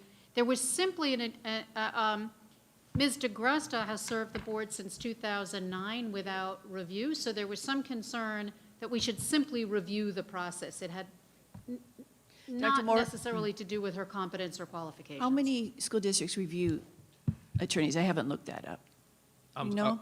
How many, How many school districts, many- school boards evaluate the attorney? Do you know? I can't get that number off the Okay. top of my head. Well, because I remember when that was happening, and so I looked at the information that was sent from the 3 or 4, I think it was Mr. Carver, and I looked especially at the hourly rate. So did we discuss those concerns with Ms. DeGresta and her firm? That those were our concerns, or I just don't know how this all happened. And had she not retired, resigned, where are we? What was the issue? Mrs. Rosario. I don't presume to talk for Suzanne. Suzanne can certainly talk for herself, but I know that respectfully, when we went for the letters of interest, I know Suzanne understood the responsibility of the board to do that. She was incredibly, as professional as she is right now. I mean, she's always had the same demeanor. She understood that there was concern and that it has happened before, prior to this board. And it was sort of the fiduciary responsibility, you know, of someone to, of the board to try to find out if we were doing the right thing by continuing with the contract that we had in place, or would it be more effective for us to go elsewhere? I just think that's all that it really was, and it didn't go anywhere, obviously. But here we are now, so I don't know if we should spend a lot of time talking about past. I think here, right now, we should kind of answer Mr. Carver's question, because I think he's looking for your feedback on what to put on the announcement, the RFP. My question to Mr. Carver before we move forward with that is, this scoring system that you mentioned before, because I'm unfamiliar with it, what is this scoring system? Does that look similar to the kind of scoring that we used in this superintendent search? You know, where we had these little charts where we checked off, did he have, you know, PhD? Did he have a, you know, doctorate? Did he have experience? Like, is that what that looks like? Yes, ma'am. I use the same form for all RFPs for the district, and although the criteria changes and the point distribution changes slightly depending on what the scope of services is, but it's you know, it's pretty general. The fee proposal has a percentage, and then the experience of the law firm, experience of the assigned attorneys will have a score. References will have a score, and in the instructions to the potential bidders for the RFP are to put certain information behind each tab so that it's easier for the person that's doing the grading to open up to tab 1 and they can get everything related to criteria 1 and 2 or so on and so forth. So it's a fairly simple evaluation instrument.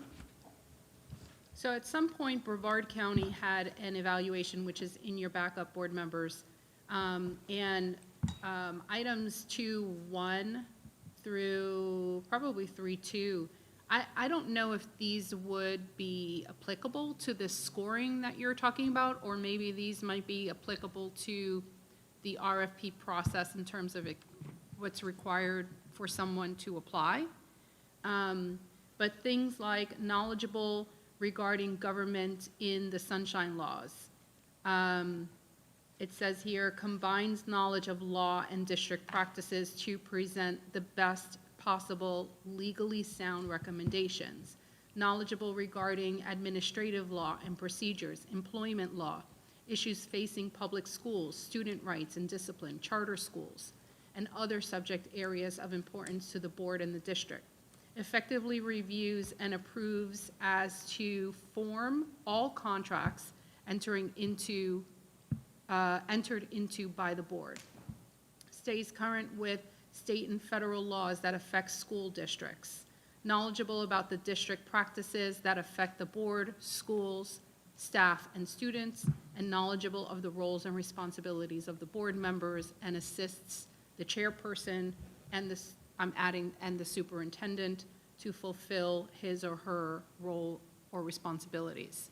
Do any of these sound like they would help in whatever question you just asked us for earlier? Are you referring to the interview questions? Yeah, or items that you wanted to put on the RFP? So the scope of services for, that I've already drafted for this particular RFP came directly from the one that we put out for the letters of interest last year. Do we have it? I- Do the we letter- have the draft that you're looking at right now? No, you do not have it's the same as the letter of interest. It's just, the Oh, same oh. document, I just dusted so it it's and online. changed the title to RFP and not request for letter of interest. Gotcha. And all the dates, of course, have changed. But what you were just talking about, those are like, those sound more like an annual appraisal of someone who's already doing the work. Okay. And you might be able to draw for some questions from that information, but the evaluation instrument that I have is a little more general. Okay. But all of those things are included in the scope of services. All of the knowledge areas that your general counsel to the board has to be knowledgeable in are all included in the scope of services. So when the potential bidders submit, they're going to want to illustrate in that proposal that they have done all those things. Okay, so the responsibilities, the primary duties, I see it now, scope of services. School board general counsel, there are primary duties A through J, submittal instructions, experience of attorneys. I understand what you're referring to now. Okay, thank you. So this remains the same, I'm sorry. So this remains the same, it just changed from letter of interest to request for proposal. There are a couple little differences because of the delivery model is going to change. The evaluation criteria is a little more specific, and it also includes the fee proposal in there, which is a little bit different than the request for letter of interest. Can I chime in here? Number one, Dr. Moore, when the RFI and the RFP, were you involved in drafting the wording for the criteria, the specifics, given your experience and what you were used to coming from we're not, I mean, I don't think, not to speak for others, but my sense is we're probably not the best qualified people to determine what's needed. You, on the other hand, are, and I might suggest that even some input from Mrs. DiAgresta, what are the areas that she finds in her work for the district over the last X number of years, or, you know, how she would allocate what level of importance should be part of how we go out and present this opportunity. You know, for us to get involved, in my opinion, for us to get involved in something, we're not lawyers. And we're not responsible for the day-to-day running and all the issues that come up that require input from a legal advice. I think what you need and want, and you have an opportunity to make adjustments here, and frankly, we'd be foolish not to use input from Mrs. DiAgresta to help put priorities in terms of the amount of time she puts in these different categories that Mrs. Rosario just referenced from the Brevard job specifications. So through the chair, the answer, yes, me and Mr. Fagan did go through the information that was sent out earlier in the school year. My request for this, let me go backwards before I go forwards. A is you do pursue, or I would encourage the board to pursue a delivery model that we currently have in place, outsourcing the work and not having someone internal. I think in the long run, that would cost us more money in terms of the volume of outsourcing that we would have to do versus contracting with a individual who belongs to a firm, who can be dependent upon the firm and the volume of support that firm provides. I just think we're not big enough to house a full body of work for one individual.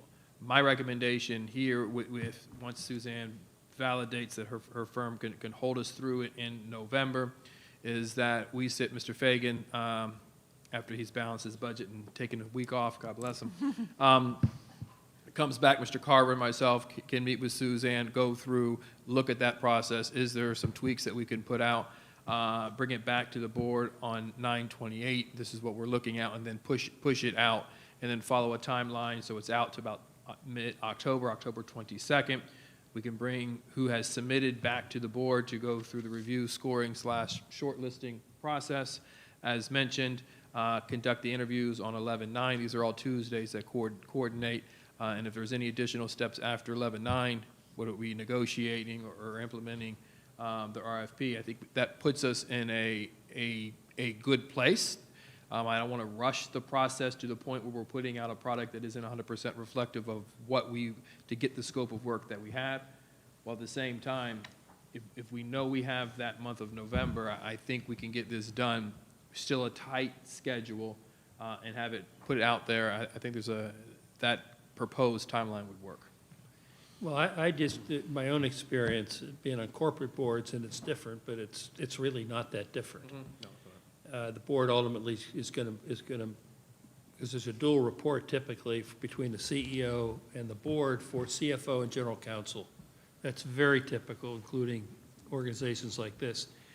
I think what's really important is not what we think we want, but what you need in the way of expertise, given the world that we live in today, which is different than yesterday and is likely to be tomorrow. And then we can respond to that. We can ask questions, understand it better. But while it might be the board's responsibility to hire and evaluate, ultimately, this person is, they're interacting with you day to day, not with us day to day, I hope. Make no mistakes about it, you'll get plenty of input and feedback from me as we move throughout this process. All right. Mr. Rosario. Yeah, I just wanted a little bit of clarification. Dr. Moore, you used the word outsourcing. Here, historically, in this district, the word outsourcing meant that we were contracting out a part or above and beyond what we currently have. And that, just a point of clarification, were you intending to use the word outsource? Or were you intending to say a hired attorney in the same fashion that we have Mrs. DiAgresta?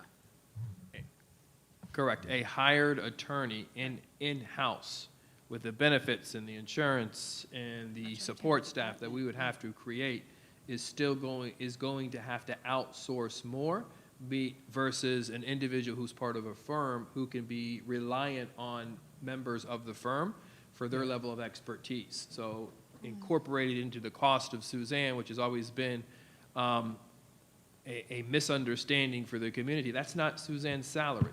That is the retainer for her law firm services, the paralegals, the individuals who answers the phone. We get a suite of services at one cost from Suzanne, which is not Suzanne alone.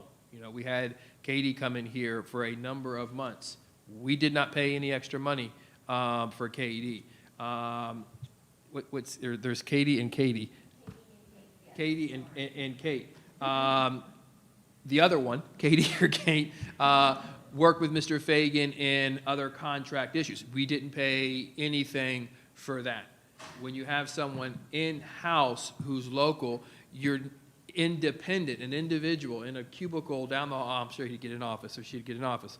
But they don't have they don't have the volume of support within a particular form, therefore resulting in, I'm going to have to outsource this to get legal opinion. So I think in the long run, we're just not big enough to say we can have one person responsible for this work.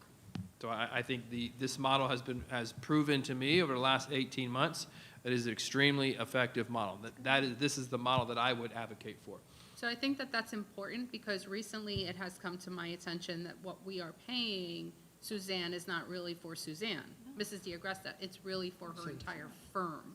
So that was news over all these years because that's what I just found out. I knew that. I just found out the other day that what Dr. Moore is saying is that Mrs. DiAgresta's, the monies rather that we, not her salary, let me back up. The monies that we see that are used for the purposes of our school board attorney is a total sum for the entire suite of services that her entire firm provides for us. Right. As Dr. Moore just said, you know, the paralegals and some of the other, I guess, perks that you would say that we get. All you know is All you of get that. an invoice every month, and it comes from her law firm, and the money goes to her law firm, and how they use that to credit it hours or whatever Yeah, their we don't- method. We don't know, but this is the whole thing is, what was interesting is that we've never had that discussion before. When we went for a letter of interest in 2020, we didn't have the discussion as to how much, I mean, the understanding was that those monies, the fees that we're paying I in can't legal believe fees that's true. are Suzanne's personal salary, for example. No, Not that there was an entire I suite. don't know, like Dr. Jones, I saw, and I listened to all the noise in the community about we're paying too much or not enough or this or that. Well, now we understand. My assumption, which is usually the case, is we hired her firm. She happens to be the person responsible, but she's also got a bunch of teammates up Right. there in Atlanta that she hands things off to or seeks their advice or counsel in a particular targeted fashion. This is pretty standard stuff. Well, I think, mean, I never would have as thought it would Dr. have been Moore. any other way. Yeah, I think as Dr. Moore just mentioned Yeah. with Kate and Katie coming in, All right. when Mrs. Diagresta wasn't here recently, is a perfect example of, you know, having Right. those supports there. Okay, got it. Mrs. Barrenborn. Yeah, I know we need to move on to Right. the next COVID, yeah. topic, but I do want to say, even though Suzanne, you've been wonderful, I do know you're not an expert in all types of law. So thank you for referring to your teammates and helping us. I appreciate that. And yes, I did know that that's what we did. We hired a firm. And, you know, I didn't think you could do real estate law and everything else at the same time. All right, so I will work with Suzanne, Mr. Carver, Mr. Fagan, Ms. DeGrasse has put together the request for proposal, bring it back for perusal prior to sending out with an updated timeline to be sent out immediately following our next board meeting. And again, I don't want to do anything that's sunshine law related, but if you speak with each of us each week, if you get that done, don't wait till the next meeting to, you know, make sure Absolutely. that we each have a draft and we can respond. And the sooner you get the process going, the better. May I address the board? Just to address one of your previous comments, sir, when I do RFP timelines, they're always based on board meeting dates. Sure. I don't always have the flexibility to, you know, I have to base the timeline on that, so just out of habit, that's how I do that. That's why they all were in alignment with board meeting dates. Well, be a little more entrepreneurial. We'll figure out to adjust to a timeline that ensures There's a new behavior. that we have a broad reach. We don't shortcut anything, but time's money, so to speak, you know? So Understood. thank you for your patience with us as we get focused on, we've been spoiled. Sure have. And we like being spoiled, Suzanne. You know, my kids were spoiled, and they still are, and one of them's 50 years old, so. This is what you have to look forward to, Dr. Schiff, is your 17-year-old.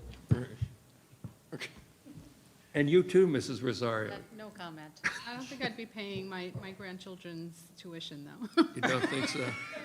Not at Don't bet on 50,000. it. Don't bet on it. Get a grant. Don't bet on it.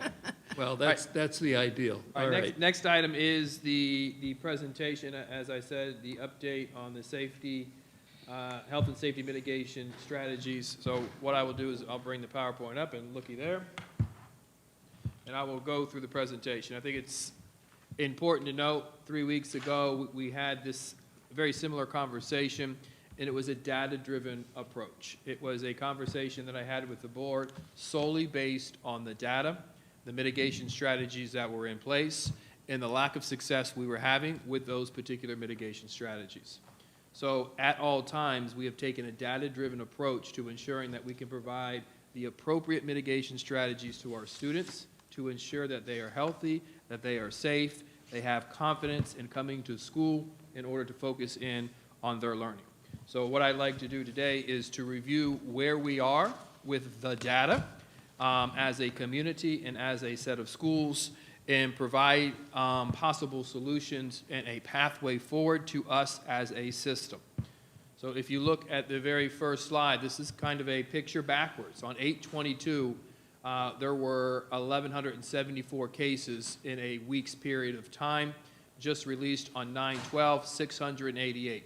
That's almost cutting the number in half. If you look at the percent positive, on that date, 8/22, the weekly rolling average was 27.69. And then on 9/12, it's 20.05. 20.05 is significantly down from that 27. And matter of fact, that 27 went up to 29 the weekend before we went into the new mask requirements. But 20.05 is still high in comparison to surrounding counties. So we are encouraged by the reduction, but we need to remain concerned regarding the 20.05. New hospital admissions down, almost, not necessarily cut in half, but very close, and the percent of beds being used and IC beds both going down in the right direction. So this tells us, and let me be clear, these numbers aren't results solely because of our mask requirements. We are on the backside of this Delta variant. What we were sawing 3 weeks ago was in fact the spike. What you saw from us was the district's response and the mitigation strategies that we had in place were not sufficient enough in order to maintain the effective operation of schools.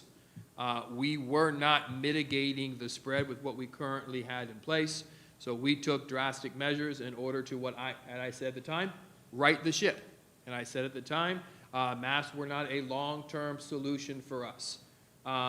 When it needs to be a data-driven approach based on what we see in our schools and what we see in our community. The next slide also kind of takes you through a 3-week look back, and where you saw 3 weeks ago 331 student-positive cases. So we're drilling down to our particular school sites. 331 cases over the course of that week of school. The following week, 8/29, was 283 cases. And then just last week, 176 cases. So drastic reduction, but I'm still not 100% comfortable with 176. Now going into last weekend and today and yesterday, we're still seeing those numbers continuing to decline, and we'll talk a little bit about that. And then the new staff cases. Staff is key. If we do not have teachers, we do not have bus drivers, we do not have individuals to serve them food, we cannot operate schools. 73 over the course of the week you see on the screen, then a drastic reduction to 34, and then just last week, 15. And you all know when you look at the dashboard, because for most of you it's the first thing you do in the morning, that Monday morning dashboard typically is always the highest number because it captures the work that wasn't done over the weekend. So individuals who woke up Saturday or Sunday as well as Monday morning and didn't feel good, typically those Monday numbers go up. They're the highest of the week. We only had 3 for adults yesterday. So once again, very encouraging signs that we are seeing significantly less cases. Continuing to kind of drill down to school sites, we've made revisions to our dashboards. We probably have one of the most transparent dashboards out there. We're capturing all of the information that we're aware of. We capture home tests. We report it to our community. We break it down by school. But one of the questions we continue to have is, well, what's at this particular school? We've now been in school for over 20 days, and we're just seeing the totals. So what we've done is break it down specifically by school. So a little bit of a better look there. We've had 939 students year to date, halfway through the first 9 weeks, test positive for COVID. That exceeds the entire number of students last school year. But when you look currently, as of today, 68 students are currently positive. So that's a big difference from the 939 when you're looking at just the 68 that are actually out today because they have COVID. When you look at staff, 188 over the course of the year. That's a large number. That's approximately 10% of the individuals who work in this school system over the course of about 25 schools a day. That thing was flying fast, that thing being this Delta variant. But what is the impact as of today's date? 13. And I think 6 of those are actually school district employees. So when you look at the overall impact at schools, it's significantly less. These are data trends that we're just now seeing that are in fact encouraging and moving to the right direction. I will point out quarantines. Quarantines, 1,233. This board has taken bold action regarding quarantines, and we continue to be clinical and not sweeping when we do quarantines. As a matter of fact, as a result of the cases that are positive, you only see 87 quarantines. 87 is still high, but if you're a dashboard watcher and you go and look at other counties, they have wide sweeping quarantines taking place. So we are doing good work between our principals and Ms. Castafoli, really ensuring that we're taking every step necessary to keep healthy kids in school. Now, let's look at school site levels. And when I look at school site levels, we have been problem solving at the district on how do we use the data to predict and make recommendations and change in practices or organizational behaviors to stay in front of this. We understand the complexities of this. We understand that we are in a spike. We understand that it's going to go down. We believe it's going down. But if we do not act now, when this happens in 2 more months or 3 more months, the Lambda variant, Ms. Berenborg, whatever, Lambda, Mu, Alpha, Mega, they're all coming, right? But if we don't have a plan in place, we are going to put ourselves, our community, and most importantly, our children in the same despicable moment that we're currently in. The infighting and the back and forth, regardless of what side board members are on, you all have been attacked. Doesn't make a difference which side you're on, you're personally being attacked. Throw me in there too. But we want to say, hey, this is what the data is telling us. This is the direction in which we want to go. So I have been problem solving with some very, very smart people, most of which are at this table and in this room, as to how can we put together a formula that's school site specific. We are school site experts. We run school systems. It's the work that we do. We have come up with a formula that looks at 2 different variables: the overall percent of students who have COVID in any given day, as well as the total percent of staff who have COVID. And we take those 2 numbers and we add them together to come up with our combined daily percent. Our combined daily percent, once again, is the sum of the total percent of staff as well as the total percent of students who have COVID. We looked at, let's combine and make a school community one, but it didn't represent the importance of that school being positive or the staff being positive. That has an adverse impact on the operation of schools, that percent. So yes, the percent of students obviously is significantly larger, but if we don't have, as said, teachers and students, we can't operate schools. So we set these cutoff scores at 5% being red, 3 to 4% being orange, 1 to 2% being yellow, and then green, and we'll talk about what they mean, being at 1%. So these are the 4 bands in which we're looking at implementing mitigation strategies based on the true reality of a school site. So when you look at the next slide, here's some things. There's a lot of colors up there. What it does, just to set it up for our school board members, going down are the number of days of school, and going across are each of our wonderful schools. And as you can see in this slide, we started out green and we started out yellow with a little bit of information that we had from a few schools. But going into that second week, things started to change drastically. We see schools going from green to yellow to orange and then ultimately to red. And if you dig into those reds, you see growing numbers of red. So the numbers continue to grow. But at the same time, you'll see some schools that were never impacted. If you look at Osceola Magnet, never hit the red. If you look at Dodgertown Elementary School, never hit the red. If you look at Sebastian River Senior High School, hit the red for just 1 day. So we were looking at, does this formula work? And we think the answer is yes. It gives us an opportunity to say we need to increase or modify mitigation strategies based on what the data is saying. So shifting mitigation strategies specifically to the individual needs of schools based on data versus generically saying everyone in the county has to do the same thing.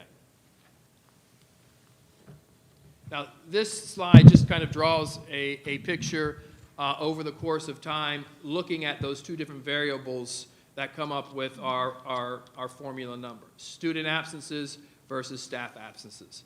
And what you can see is staff grew at a much faster pace, going all the way up to 7% of staff, and then now looking at where we're at, you see both of those numbers at 1%.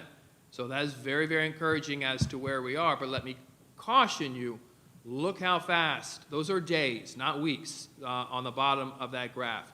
It grows quickly, and a school closure is more dependent on who the adults in the school are versus the overall percent.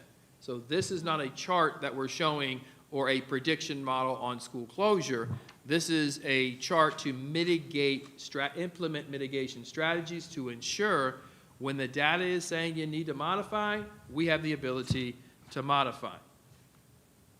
This is another slide that really speaks through the story at Beachland Elementary School. And what you see here is the blue represents overall student attendance, including students who had a COVID-19 case, were impacted by COVID. And what you see, as COVID cases go up, attendance goes down. The data systems that we have do not move as fast as the word on the street regarding, hey, do you see what's happening at A, B, C, or D?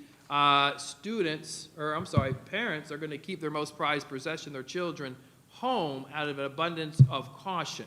So having systems in place to be in front of it would be helpful. But this is a slide very similar to the one you see at Treasure Coast. You saw the cases go up. We were no longer able to operate and provide the school. The closure puts us right down back in a very, very safe place. That school is back over 90%. A lot of questions have been out there regarding attendance. When you look at attendance, we started attendance as any school typically does, and then it continually goes down. This system hovers around a 92% average daily attendance. We're right back to that 90% now. So what we've seen in a drop, so Mr. Berenborg had referenced they don't want to bring their children to school. That's not what we're seeing now. We have children in our school right at the attendance marks that we had last school year.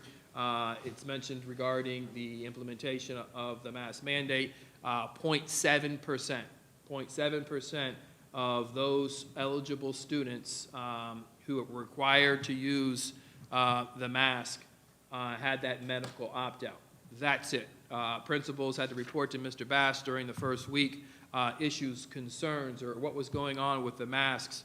He could speak to it explicitly, but principals and our teachers did an absolutely wonderful job in implementation. And make no mistakes about it, part of the success of the implementation model that none of us really wanted to do but felt obligated to do was the fact that so many people in our community did in fact have COVID and did in fact request the services or be required to have the services of a ventilator.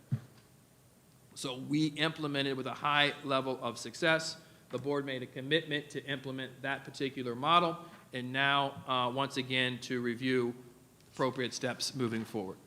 So as discussed, we really looked at the data trends. We looked at the percents that have been observed starting on September 7th. Very specific schools in our school district have disproportionately impacted by the spread of 19. Some very, very high, some very, very, very low. Increases of the spread of COVID-19 within a school setting occur at fast paces, moving from a low spread to a high spread with a very short number of days. So what we saw in this particular variant was fast moving. And then rapid increases in the spread of COVID-19 having significant impact on student average daily attendance.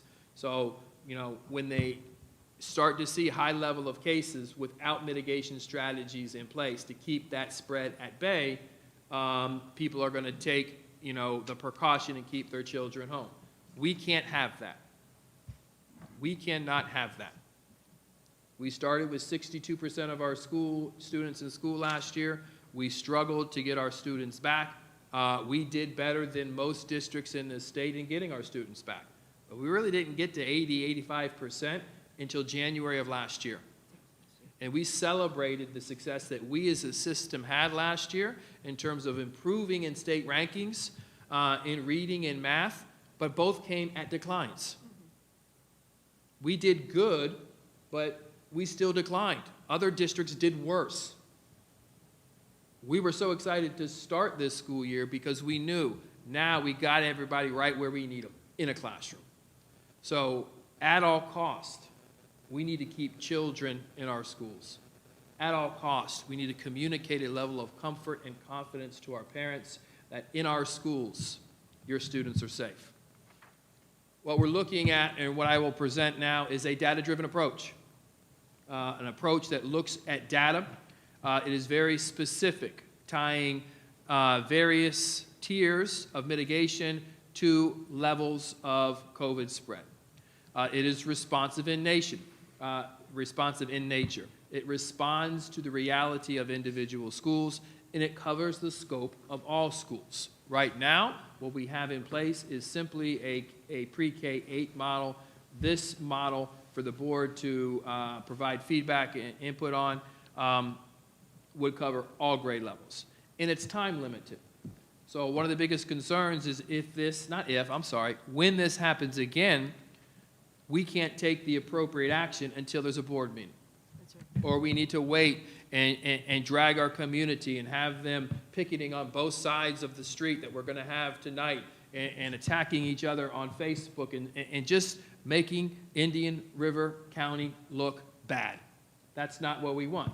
But if we can have a process where we know what's going to happen and it's been effectively communicated and it makes sense based on the data, we don't have to put our community through that. That's the attempt of what we're looking for here. So what you see here is a slide that, reverting back to those colors, green is under 1%. So face coverings, and I'm going to focus in on face coverings. Face coverings would be optional. So let me just back up, I'm sorry. The left side of the screen is the percents of positives. That is, once again, the percent of student positive and the percent of staff positive added together. And then on the opposite side, the right-hand side, are the mitigation strategies that would be implemented. So just at a first glance, you see additional mitigation strategies being added as you move through higher percents of positive at school sites. So obviously, under 1%, face coverings are optional for students. That is where we were over the summer. It's not where most schools were when we opened schools. Although that chart may look like it, we just didn't have the data. We didn't have the data.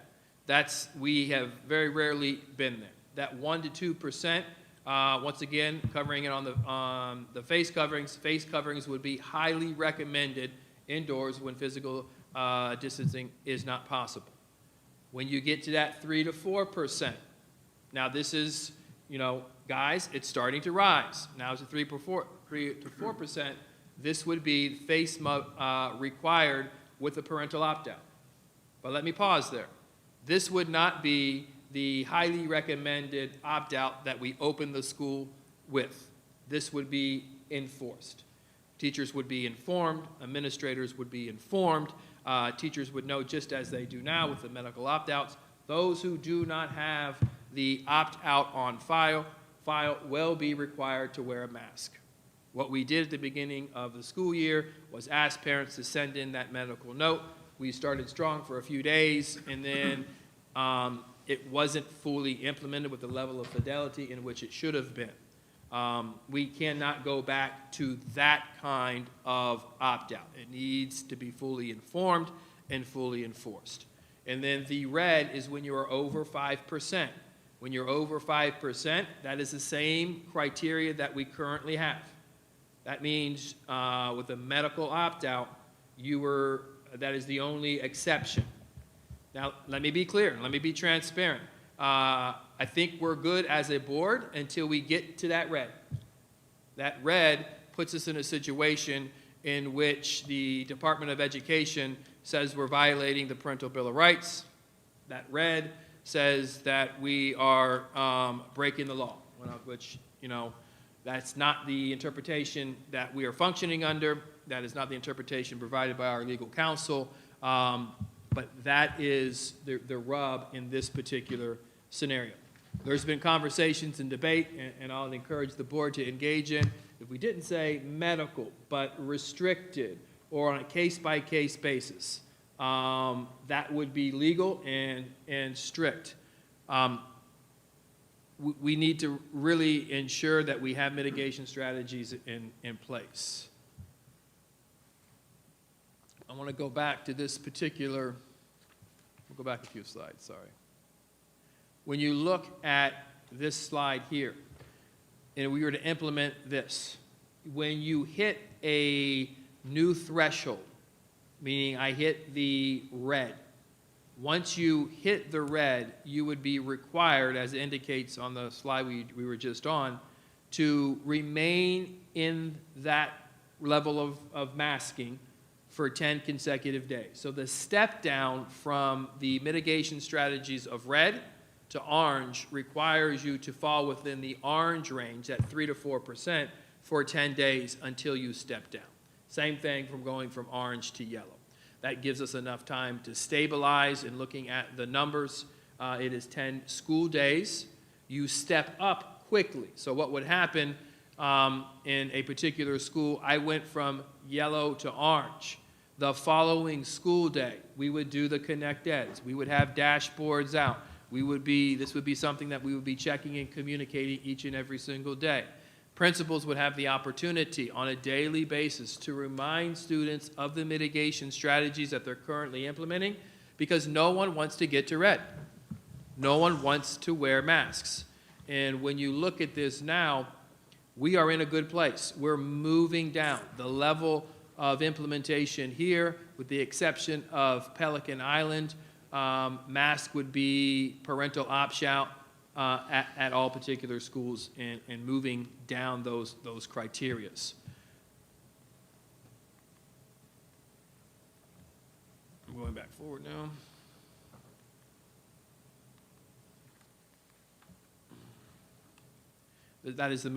That's how I did the movement of tiers. So I think I've explained that. This again is that slide right where I wanted it to be. So that, in fact, is the system that we have in place. This is what the board currently is reviewing. We put into place this, I wouldn't call it policy, this item to wear the mask until it expires tomorrow. I think we're moving in the right direction. What I'm proposing for consideration is to move to the tiered approach towards the end of this month or the first week in October. That gives us a window of time to implement, train, prepare, notify our community on what would this new tiered approach would be, when to mask, when not to mask. It also provides this board one last point of accountability when you would come together on the 28th in order to determine this is the appropriate path forward. This is the data that validates it is the right thing to do or not the right thing to do based on those particular numbers. But once again, this is a tiered approach. It is very specific to school sites, very specific to the reality at each individual schools, and it is respecting the implementation of sometimes uncomfortable mitigation strategies based on that reality at that particular school. So with that, I will pause and answer any questions board members may have. I just have one, I have a lot of questions, but I'll defer, but I have one question. What I like about this is you're pushing the decision-making with some guidelines. to the person, people on the ground, i.e. the principals. Do you think that the principals are in a position that if they get challenged, and I'm thinking more about having to go to red, let me face it another way, they're likely to need a lot of support. Right now, a principal can say, I don't have a choice. This is what's been dictated, everybody's under the same guidelines. All of a sudden, they're in a position, now statistically, they're just reporting the numbers. You've laid out the guidelines as to what determines what category they fall in. Do you think that with proper training and understanding and how to communicate, when they have to go to red, having been in orange or yellow, that they're strong enough to deal with parental opposition, which could very well take place in some schools? Through the chair, we just did the most extreme thing we could possibly do, which was to move all of the schools, some of which the data didn't even justify moving to mass. So I think the answer to that question is yes. It's not an overnight decision. So what happened 2 weeks ago, they went to school one day, the next day, they woke up and got a Teams invite from me saying this is what happened at the board meeting last night. So this allows us over the course of time for principals to communicate where their school currently is to ensure that the mitigation strategies within that particular level are being implemented. So I think the answer to that is yes. I also think it makes sense. So it's based on the numbers, whereas before, why? Well, you know, I'm one of those schools that was in the yellow or the orange the entire time. This is not the reality within my particular school site. So it provides a rationale as to why you would be implementing mitigation strategies at certain times. It is very narrow in terms of its implementation of the highest level of requirements. 10 days as soon as the first day you drop down from a level, and I'm speaking specifically to the red, it only takes 10 days for that to fall down. And I think in looking at these numbers, the overwhelming majority of time, unless the data dictates it, will be in that orange or below. It also gives the principals, particularly if we can educate the parents to periodically, maybe not every morning, but at least a couple of times a week, check the dashboard. They're going to see trends because you're giving them daily information. So they're likely to be able to anticipate where you're going to, and if we implement this, where they're going to be on the date where this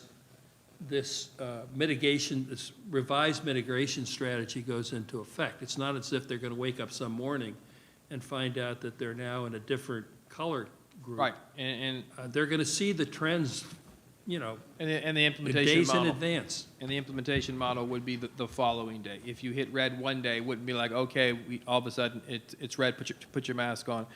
We would go through the notification process the following day. We would implement the requirements of the mitigation strategies under the red, orange, yellow. Well, I compliment you and your team for coming up with something that's pretty simple to understand, whatever your point of view is on masks, and in my opinion, I like the idea of treating each school differently and empowering the principals, to really be able to manage their constituents. So, other comments? Dr. Schiff. Sure. A couple questions. Are you aware of any model like this in any other district in Florida right now? Through the chair, there's one that is loosely connected. That would be Lake County. Lake County has a three-tiered approach, also specific to school sites. Their overall average is just, I'm not sure if they're looking at the entire school community versus that. It does not have the mitigation strategy of the medical opt-out. It stops at the orange for where we are in comparison. Other than that, there's, and everyone I've spoken to, and I've spoken to a lot, that's the most similar model that we have. Okay, so what I hear you saying is that this is probably the most comprehensive model. Should we adopt this, this would likely be the most comprehensive model most comprehensive, data-driven, school-specific, narrowly tailored model in the state. That would be accurate. Yeah. And so what I hear in this is that if we had had a model like this, in that page with all the colors, that had we, that one, had we had a model like this and implemented it on 8, 12, 13, 14, 15, 16, we might have avoided all of that red space.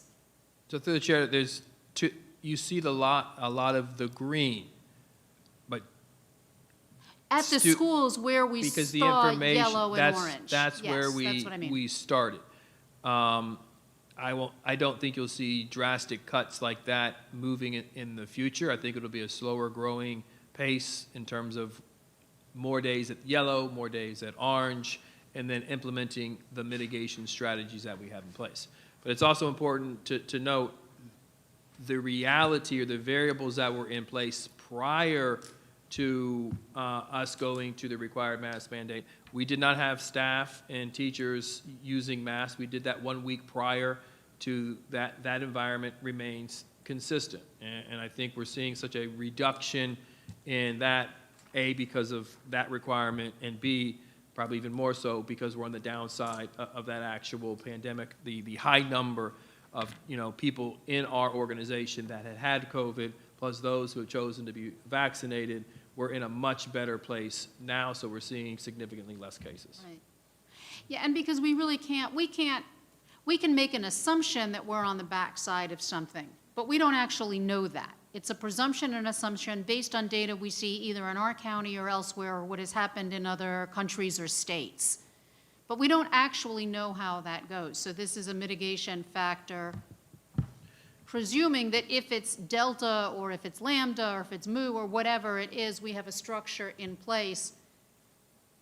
Because COVID-19 is COVID-19, irrespective of which variant that is, right? We're not on the backside of COVID-19. We may or may not be on the backside of a particular variant as we start looking at other ones that continue to emerge as it evolves and mutates. I think that's consistent. I think at the foundation of this model is a couple driving forces. A, apply the appropriate mitigation strategies when they are appropriate. B, limit the use of mask wearing based on the data. And Mr. Meyer will tell you, you rarely see Mr. Meyer without a mask on, but when he takes this down, he's saying it is 100% factual. Children need to see their teachers' mouths moving when they're learning how to read. And that is a strategy we want to support when it is appropriate. Some of the social emotional impacts, I think it pulls students in. It makes them withdraw from themselves. It takes a person who's withdrawn and intensifies it. So there are some factual things that impact children. But at the same time, we want to keep children safe, and we want to be logical, and we want to be data-driven in when we're implementing mitigation strategies in order to keep the school safe, open, and as effective as possible at educating children. And so in this slide, you said, when we had to shut Beachland, that was because that slide said 30% of staff were out. Was that right? Did I read that I think correctly? Beachland hit the 30s once it was closed, so the very, very next day. Beachland was aggressive in nature. It was 30%. That doesn't reflect the individuals from Mr. Meyer's team who went there to provide quality instruction who also got COVID. So that number is actually a little bit higher because there's folks who are not assigned to that staff, assigned to his team, who also came down with COVID. And so I know you'll be working with the union, too, to have MOUs around how teachers implement this, and so that when teachers find themselves, for example, in a space, in a room where a school may be at, let's say, orange, but a lot of their particular students have a parental opt-out and a teacher doesn't feel comfortable, a way for that teacher to work in that classroom so that they can socially distance, they can mask, they can be behind a sheet, like all of that to protect the teacher in that room. And let me answer your question, but speak directly to our teachers. I don't want them to be the mask police. Their Right. jobs are the most, we think our jobs are hard. Try learning a new curriculum. Right. Try dealing with students coming and going. New criteria as it relates to planning initiatives that we have in place, shifts in responsibilities. There's a lot of new going on for them. Right. They don't need this thrown on their back as well. So I think our principals go above and beyond. They understand the role that our teachers play and will problem solve with individual teachers. So each and every individual teacher understands their responsibility and feels safe coming to school.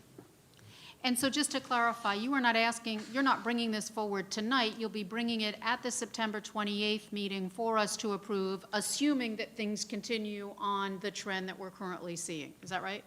So this is And this would implement, October 1st or 4th, I think you said. I don't remember which. This is a discussion, and what I'm doing is actively listening to our board. And if there is an opportunity to say, let's continue with the current mitigation strategies that are in place following the board meeting, and then implement this following the 28th after the next board meeting, that would be my desire. It gives me 2 weeks to operationalize. It gives me opportunities to work with the high schools regarding the medical opt-outs because they haven't had that opportunity.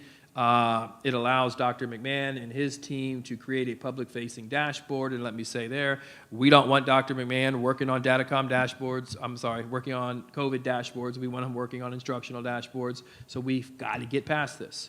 So if we could put this into practice and initiate implementation the day following the next board meeting where we move to this tiered approach, it saves us the opportunity of having to come back. It keeps the community out of limbo, allows us to move forward. Now, everything flips around. The data drastically changes. As I have done in the past, we'll bring back an item that says, right now is not the time, or this is the schools that would be under this particular, level of mitigation strategies. So the goal is to give answers to our community with the intention of ensuring or believing that we're going to be in that green and yellow and orange the overwhelming majority of time. And when those mitigation strategies require the red, the wearing of the mask with the medical opt-out, it's for a short time, and it's appropriate because the numbers say it's appropriate. But we think overwhelming majority of time will be in that opt-out, parent opt-out or below. And last question, then I'm done. With this dashboard, the way you've got it, that would be public-facing on the website so people can track what's happening at different schools, and particularly for parents to track at their own school?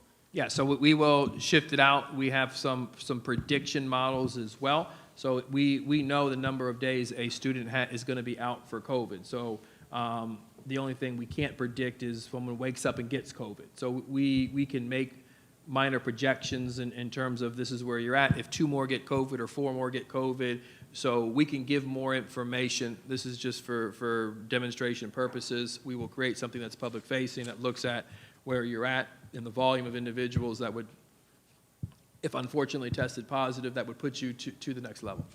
Thank you. Next. Everybody go. Dr. Moore. There we go. I wish that I had this when we had this conversation the first time around. So I'm extremely grateful for the color coding charts, and this is what I have been asking for per school for us to be able to make the right decision.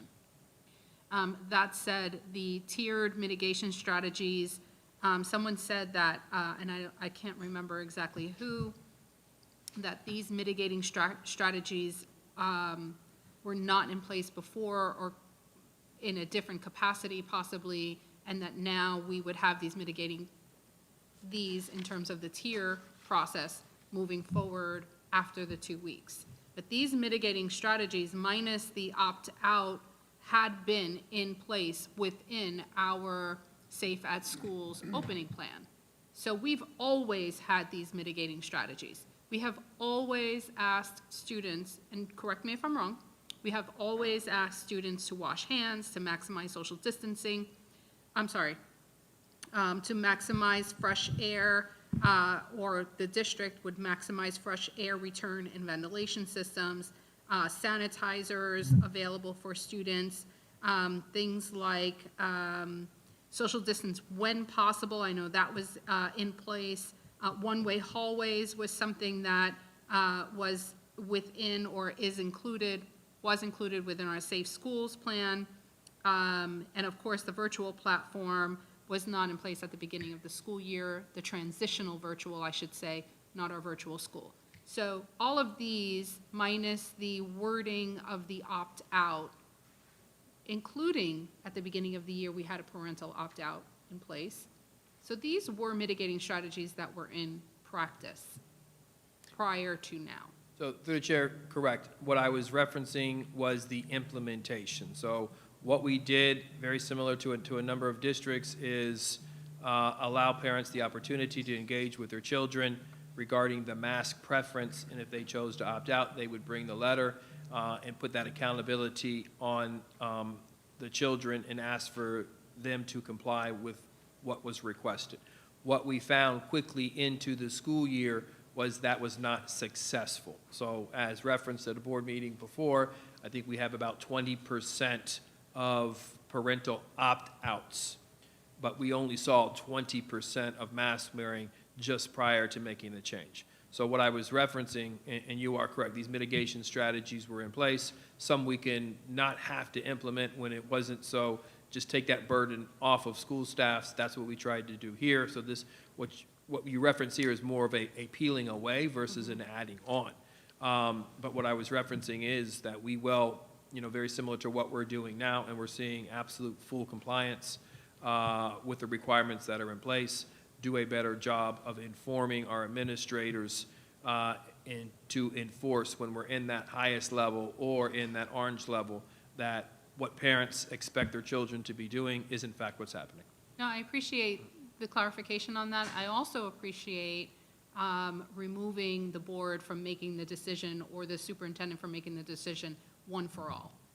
That was something that I struggled with the last time because not all schools, just like not all students learn the same way, we're constantly talking about differentiating instruction for students. But in the same token, we wanted to create, or what was created was a blanket rule for everybody when not all schools had issues with COVID. And so here you have entire school buildings, requiring students to wear a mask all day long when they didn't have any issues with regard to high numbers of COVID cases in their schools. So that was always a concern for me. So I appreciate that now individual schools can make individual decisions. I also appreciate, up until the orange, I appreciate the color coding and the mitigating strategies in this tiered system. I still have a concern with regard to the medical opt-out.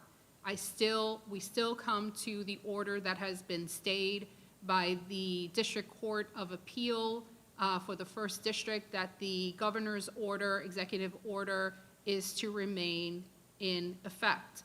The executive order that the governor issued states that we are to work with it, and so we go into this big circle that we are to work with the Department of with the Department of Health in creating some protocols to the opening of schools, which we did, and as a result, the Department of Health brought to us suggestions on how to do that.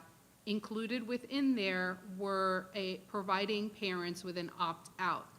And the question here, and I'm just kind of going through this so that the public can hear it as well, the question here is that what the Department of Health suggested was a parental opt-out, not a medical opt-out.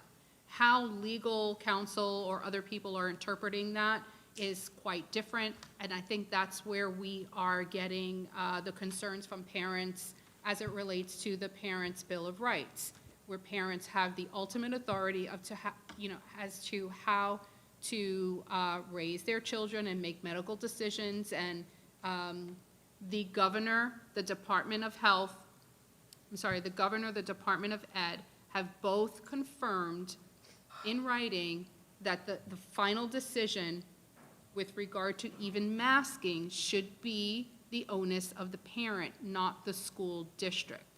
And so we have all these entities involved in this kind of coming together of minds, and this is where the conflict is. So though I preface that, my original statement with that, because the red here, the highest tier of greater than 5%, what you are recommending in the greater than 5% strategy, first bullet requires that students with a revised parent opt-out for medical reasons document that and provide it for the school. So I still have a concern about the medical opt-out. It is not a requirement since we are still in a stay over the executive order, the Department of Health and the Department of Education.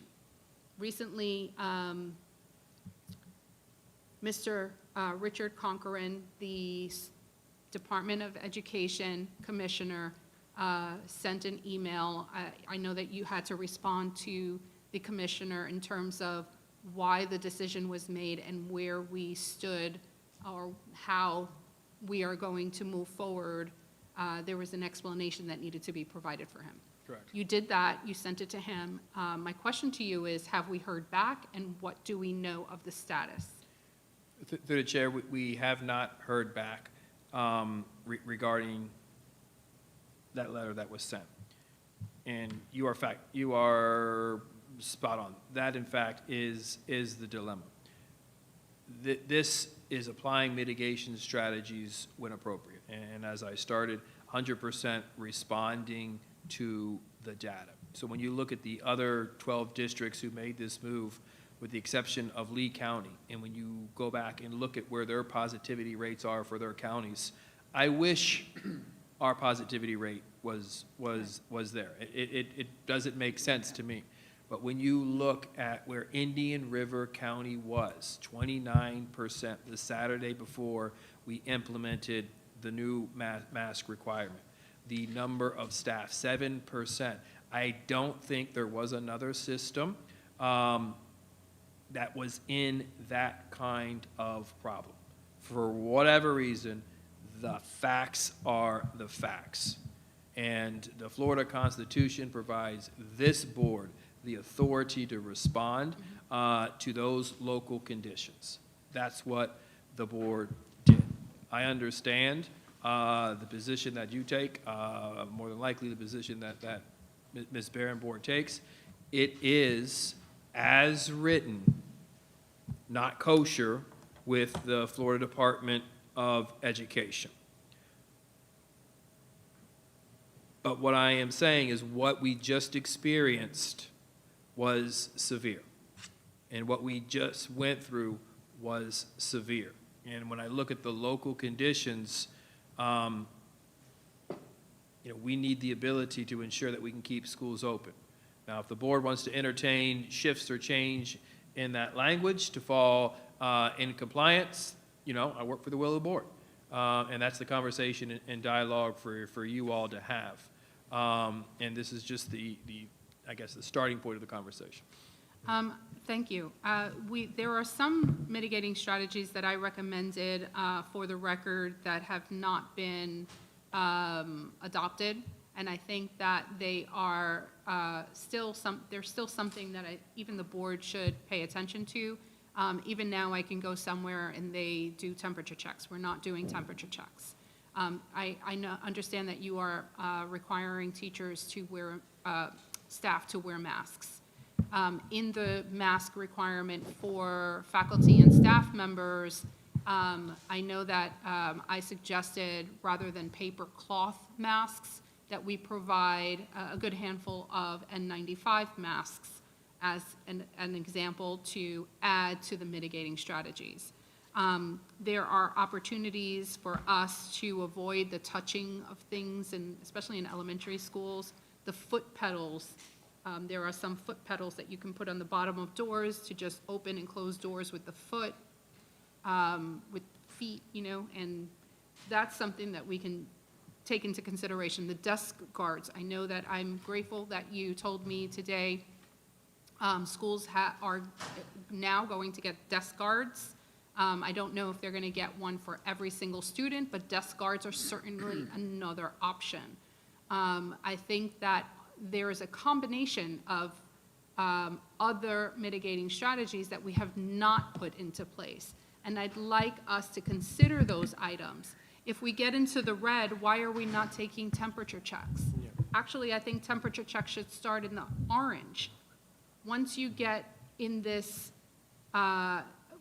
cautionary phase here, or this cautionary tier, the numbers start getting higher, obviously. So if we take temperature checks in the orange, we might be able to catch some fevers before they enter into the school building. I know that there's a concern with we don't have the personnel to do that, but we're not going to have any personnel if we have to close an entire school.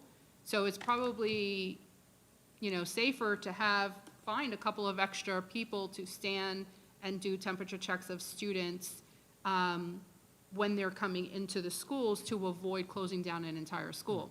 The other thing that we are not doing is the wellness checks.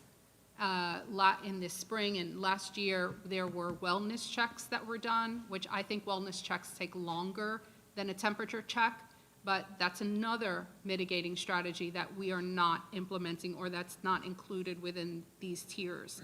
Sanitizing wipes. I know that we have sanitation, hand sanitizer available at schools, and some students have them at their desk, but some might argue that hand sanitizer is not as effective, and that some disinfecting wipes, if we were to provide specific disinfecting wipes, so as, there are activities, they wipe down their desk and then they start a new activity, however that might work. There's another thing that I know that we talked about, I just wanted to make it public. It was brought to my attention that bringing in or possibly talking about contracting with an industrial hygienist who specializes in occupational and environmental toxicology. I know that conversation has already, I appreciate you looking into that, because those are the people who actually do the work of toxicology mitigation in specific environments such as hospitals. What I was told is that we already have those procedures happening in our school buildings, so I'll allow you some time to talk about that. So I think that there are still more items that we can implement and add without the medical opt-out. Okay. You want to respond to any of that before I continue? Oh, I didn't know there was more. No, through the chair, as you mentioned, we are purchasing some of the desk guards that could be used by the principals as they see a fit for the appropriate staff. We looked at the temperature checks as we did last year, and just operationally and consistently being done, the research was relatively clear that it was an inconsistent practice. The wellness checks, you are correct, we could definitely add that back into the orange and the red. Those were people who were at the front just looking for symptoms. Temperature is just one, and more than likely, not more than likely, it's the last one. But the running nose, there's a number of different things in which you can look like, pull the student, ask them how they're feeling. That system we did have in place and worked very well. That's an easy one back to add to orange and red. I think we're able to do that.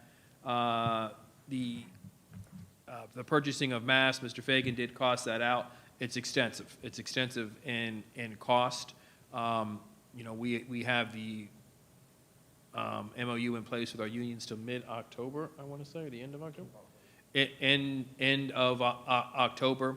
And quite frankly, we will continue to evaluate this structure, however it ends up, to see when we can reduce. We're trying to walk away from mitigation strategies when appropriate versus adding mitigation strategies. So my hope is, this becomes a less frequent conversation, but a data-driven process based on where we are, what the research is telling us to kind of pull away some mitigation strategies to keep school as normal as possible. I mean, we have kids are, they're seniors, and they haven't known normal since they were their ninth grade year, the end March in their ninth grade year. Yeah. So, our goal is to put something in place that is very, very narrowly focused, and then keep it there as for limited time as possible. Understanding the red, because I don't want to not respond to that. That is the dilemma in which we're in. And I am trying to propose something in complete transparency that is purely driven on the data and what keeps school open. And two board members are adamant. Other three, interpret the implementation of this system legal and non-legal. So that in fact is the beauty and joy of and the complexity of a school board. Thank you. I just have two more items that I need clarification on. I noticed here on the bottom of the tiered mitigation strategies, for those who are looking at the chart, the asterisk indicates that a school would go to the next tier, I suppose, for 10 days. Is that right? 10 school days, correct. 10 school days, 10 consecutive school days. So what that means is if a school is above red, I just want to clarify what I understand. Maybe above red, but I mean, above 5%, 5% or more. Sorry, did I say that right? right. If a school goes above 5% or more, then they would, or rather above 4%. So if a school reaches above 4%, 5% or more, they would fall within the highest red tier and require parental opt-out for medical reasons, because basically everything else remains the same for 10 consecutive days. Correct. So I have a concern with that because a school might be at a 5% today, and for the next 2 weeks or month, they could be in the yellow or the green. So as you brought that to, and I'm sorry, through the chair, as you brought that to light, I tend to agree with you. And I think that scenario would play full in the following way. So I came down with COVID. I was out for 10 days, and I'm coming back on the 10th day, and another individual came down with COVID on his first day. So the reality is you may jump to a 5% on that one day just because one is on his last and the other is on his first. So as you could say, as I pointed out, Sebastian River High School, one day. So as you run and go back and dig into the data behind that, it is very clear there was a teacher who was on COVID for his or her last day and another who was on for his or her first day, or 2 or 3, and the numbers change. And that's how quick they change. So moving it to 2 days may be a more consistent implementation, that you had to be in the red for 2 days and then implement for if you get the pass for the 1 day blip, which is part of our data set. But after that second day, it becomes consistent. Well, that makes sense because you can see here, Indian River Academy, they had a 5% on September 3rd, and then they were at 1%, 1%, 1%, 1%, 1%. The same thing with Osceola Magnet School. Nope, sorry. Osceola, no. Sebastian River Middle School. I'm trying to read the acronyms. 5% 1 day, and then 1%, 1%, 1%, 1%. There's another school, 6% 1 day, and then 1%, 1%, 1%, 0, 0. There is another one here, 8%. And then they went to 4%, 3%, 3, and then 0. So there are several. Here's a 7% for 1, 2, 3, 4, 5, 6, 7 days. They haven't had anything. So I think that, again, I understand the caution, like we're now where we shouldn't be, but I don't think that we should rush to judgment either. I think we need to kind of look at what happens. No, I agree, and I think the next 10 days would give us even a larger data set. The data that you see here is without the mitigation strategies being fully implemented. Because masks weren't being done with fidelity and 80% were not wearing masks and teachers weren't wearing masks that first 11 days of school, you see a drastic increase. Whereas now, mitigation strategies will be consistently implemented. So that quick rise and significant rise when you get to double digits, we don't anticipate ever seeing because it's a compounded spread. We can offset the compounded spread with the mitigation strategies. Therefore, this data set that we see here will not, the next 25, 30 days won't look nothing like this. It'll be a lot less red and no double digits. What was the date that we implemented the mask mandate? I think 8/30 was the first day of the mask mandate, and 8/20, 8/25 was the first day of staff. So 8:30, I mean, there were still a lot. Yeah, too late.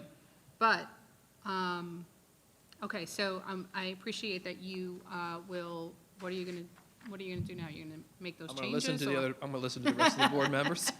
And my last point, because that was my first, my last point is the 2 weeks to the tiered plan mask for all.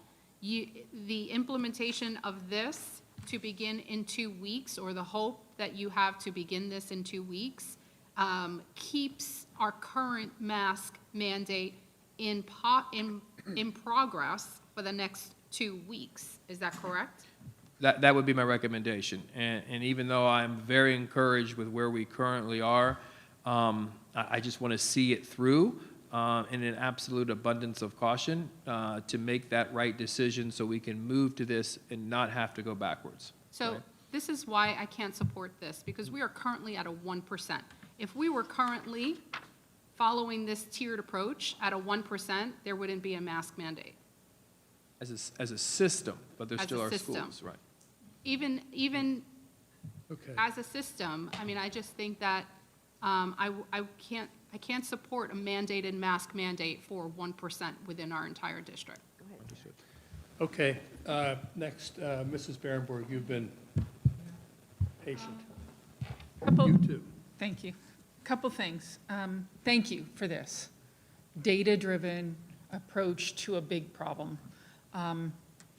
Couple things I want to state before I want to say how I want to proceed with this, because I do want to see us put it on tonight, and I want to see a small tweak, and I can absolutely go for it, you know what I mean?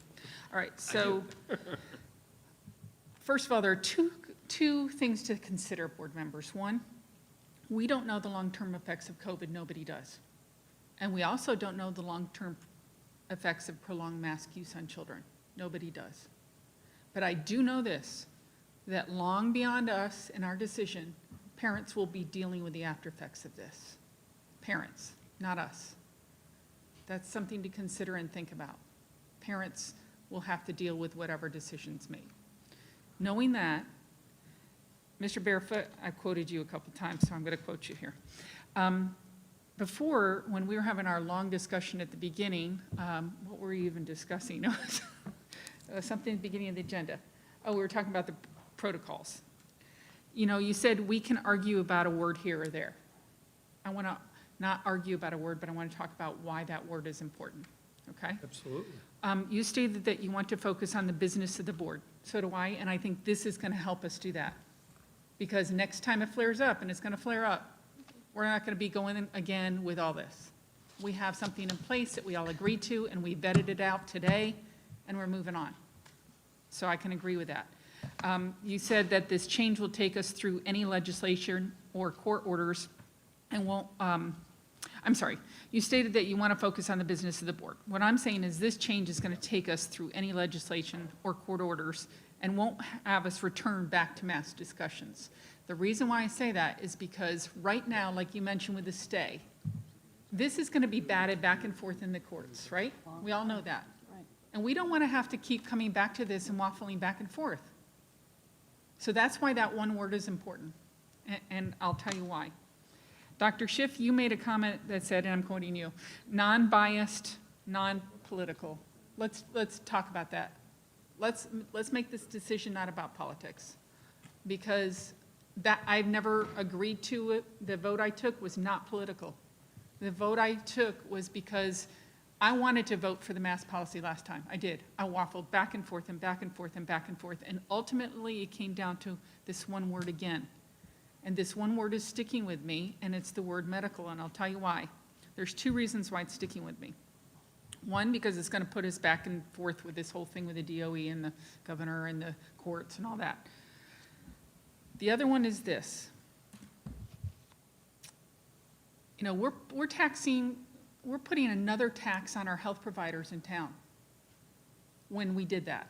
I don't know if you guys know, or you probably do, because you're getting emails like I am, how many people ran to their doctors and how many people are doing that sort of thing. Okay, so look at the red. I can live with all of this, all the way up to the red. As a principal, and Dr. Jones, correct me if I'm wrong, but whenever there's something that was a policy of the board, right, there's always an exception to the rule. And when there would be something that a parent really had a problem with, what did they do?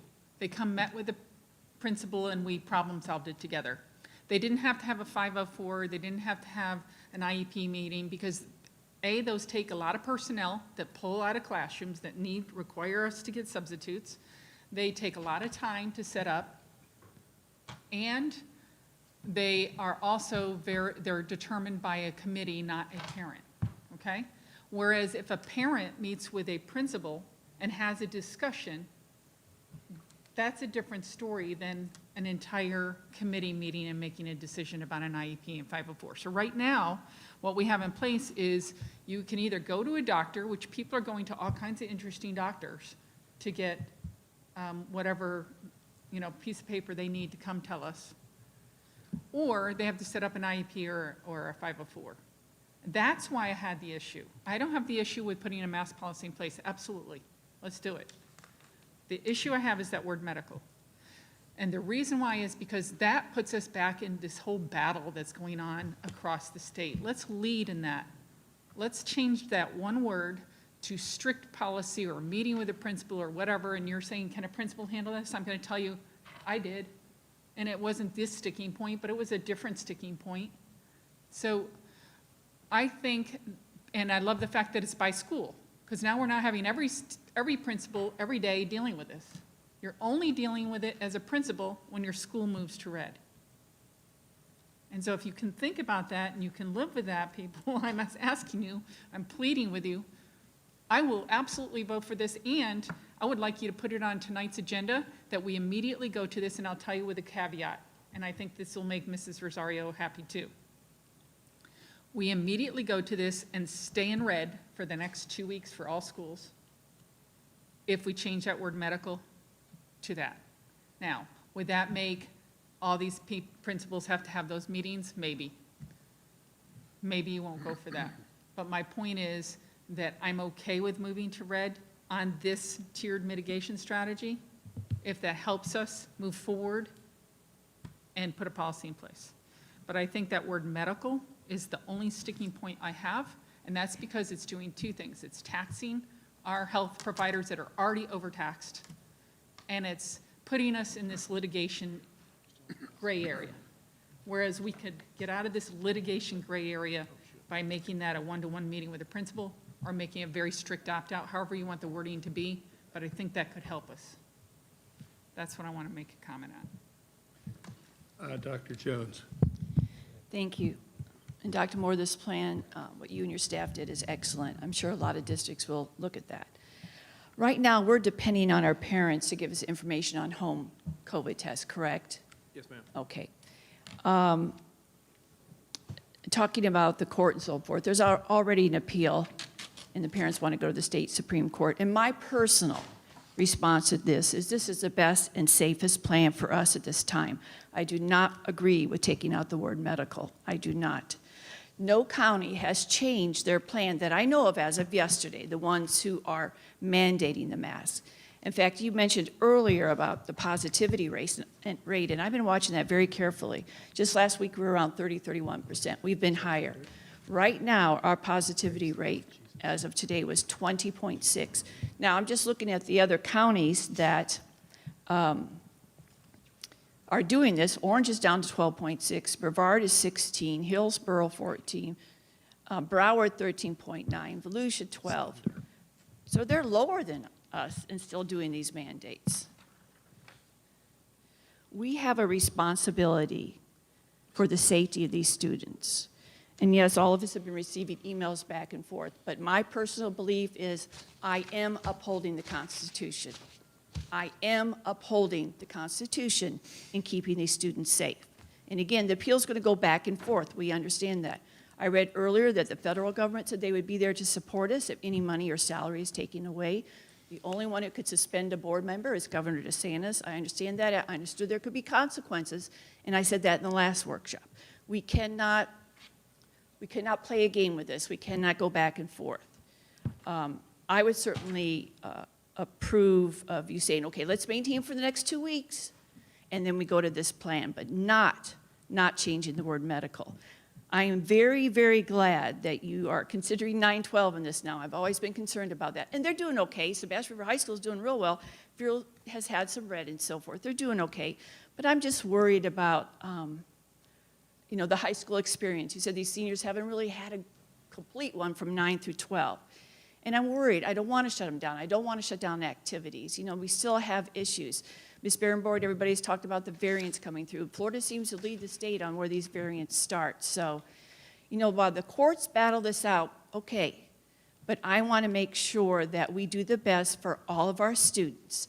And maybe sometimes we could take a little credit that we're doing pretty well in some of these areas because they do have the mask on. So that's how I feel about that. But, I'm very, very passionate about keeping where we are for the next 2 weeks. And this plan is good.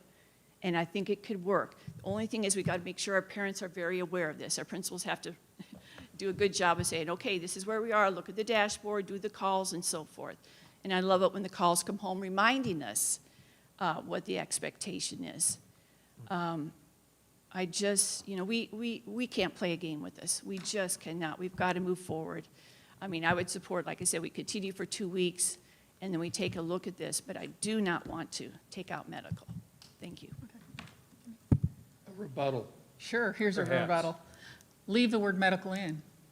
Add the word or strict conversation with the principal. No, I don't.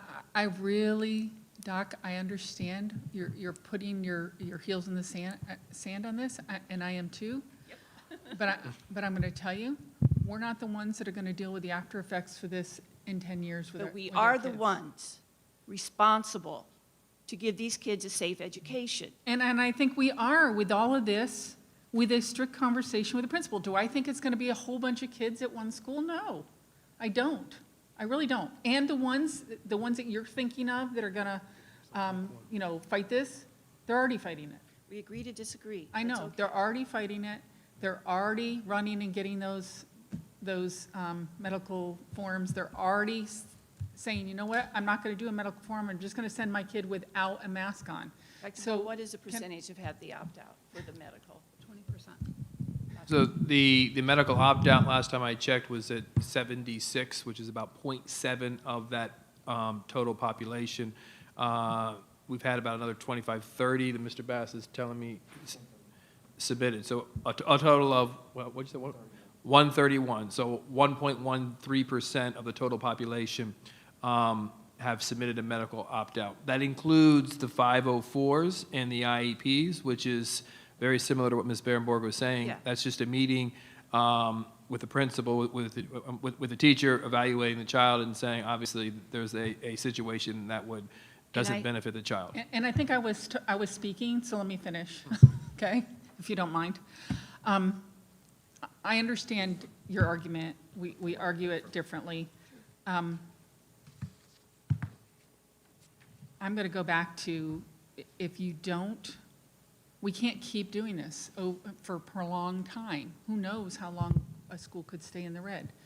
And again, they're a parent's child. So I know, I'm not saying what I'm agreeing to is not safe. I think it is. What I'm agreeing to is everything here, but either getting rid of the word medical or changing or adding something, because there is another reason. I'll tell you why. I fielded a couple of calls last week with parents who were distraught that couldn't get into a doctor because they worked 2 jobs. So they couldn't get the medical exemption. They couldn't take off to go to an IEP meeting. They didn't know how to get an IEP meeting. They were very frustrated because there was no other option.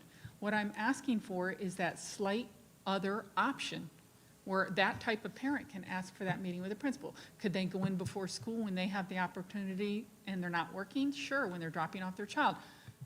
My point is, there are parents that can't drop what they're doing to go make a doctor's appointment to take care of this. There were parents with some interesting issues for their children that may or may not be able to get that medical form because their doctor just won't give them that form because of that reason. There were some that I absolutely felt horrible about that told me about their situation with their own child, and they were desperate to try to help their child. And for those parents, which I don't think would be a huge number, especially when a school is in red, when you're talking about 1 or 2 schools being in red, I don't think that's a huge number. For us to adjust that little bit, I think it's going to help those parents that are having those issues. I'm not saying adjust it and open the can wide open. I think that's what you're getting at, and that's not what I'm asking for. What I'm asking for is that little tweak to help those parents that are having those serious issues, that they can't get to a doctor, that they can't get this done, that they don't know how to do an IEP meeting, they don't know how to do a 504. They're very frustrated, they're very upset. It's frustrating for those parents, and that's not what we're considering here. I just want to add one thing. I think we've all had many, many emails and many, many calls, and that's the case for all of us. And we've all done the research. We've talked about it. I support what the American Pediatric Association says. Kids K through 12, wear a mask. I support what the CDC says, wear your mask. If you can't social distance inside, wear your mask. Talking with 3 doctors of Cleveland Clinic, they said masks, they are a deterrent. And at this time, I'm very, very, as passionate as you are, Ms. Berenborg, and I respect what you're saying, but I'm very, very passionate from the fact that no one's personal freedom supersedes the safety of all. That's just been a basic foundation for me ever since it started. I hope and pray that we can get through this, and hopefully this is our last year, but I have a feeling there'll be more variants and maybe another pandemic and so on and so on. But again, while the courts are battling this out, I think we have a responsibility to parents and our students. Mr. Mayor? I get a shot here at some point, so make Yeah, it quick. I have a suggestion. How about combining yellow and orange? Making that 1 to 3%. The face covering highly recommended indoors will remain for 1 to 3%. I'm sorry, 1 to 4%. That's what I meant, combining yellow and orange, right? That would remain face coverings highly recommended indoors, just as it says in the yellow. Once we get into the red, add the wellness check, the temperature checks, the desk shields. And keep face coverings required for students with parental opt-out. No medical. But you're replacing that with those additional mitigation strategies. I could support that. I don't think I understood all of it. Here, take a look. So you're combining, can you go to the other chart? Can we go to that? Oh, sorry. That's a good idea. You mean for the next 2 weeks? I mean, he wants to keep the mask in for the I'm saying now, we're at 1%. But regardless of that, I'm just talking about the tier. So combine yellow and orange. For yellow and orange, that would become one tier. That one tier would be face coverings highly recommended indoors with physical distancing. The red would be face coverings required for students with parental opt-out. In lieu of the medical, we are adding in there temperature checks in the red.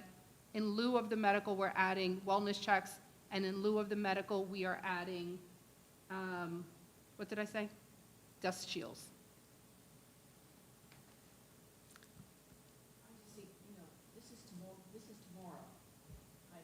I don't see how So that's going to be fair to So our th- parents. Just a couple of things. This is a very thought-out and thorough process. It will take 2 weeks to implement. It will be providing the opportunity for high schools to get the appropriate documentation for the medical opt-out with plenty of time, hopefully never having to use, but to have it on file. I was looking over Mr. Bass's shoulder regarding 504s or parents with concerns, and I'm looking from letters from each and every single principal. We erred in the side of caution to provide additional time for the requirement. 504's meetings never had to be scheduled to take place. It was looking at the documentation that already in the 504 to occupy. So our principals do not report that those were issues. And to be quite honest, putting something in place without giving them clear guidance is just bad leadership from me.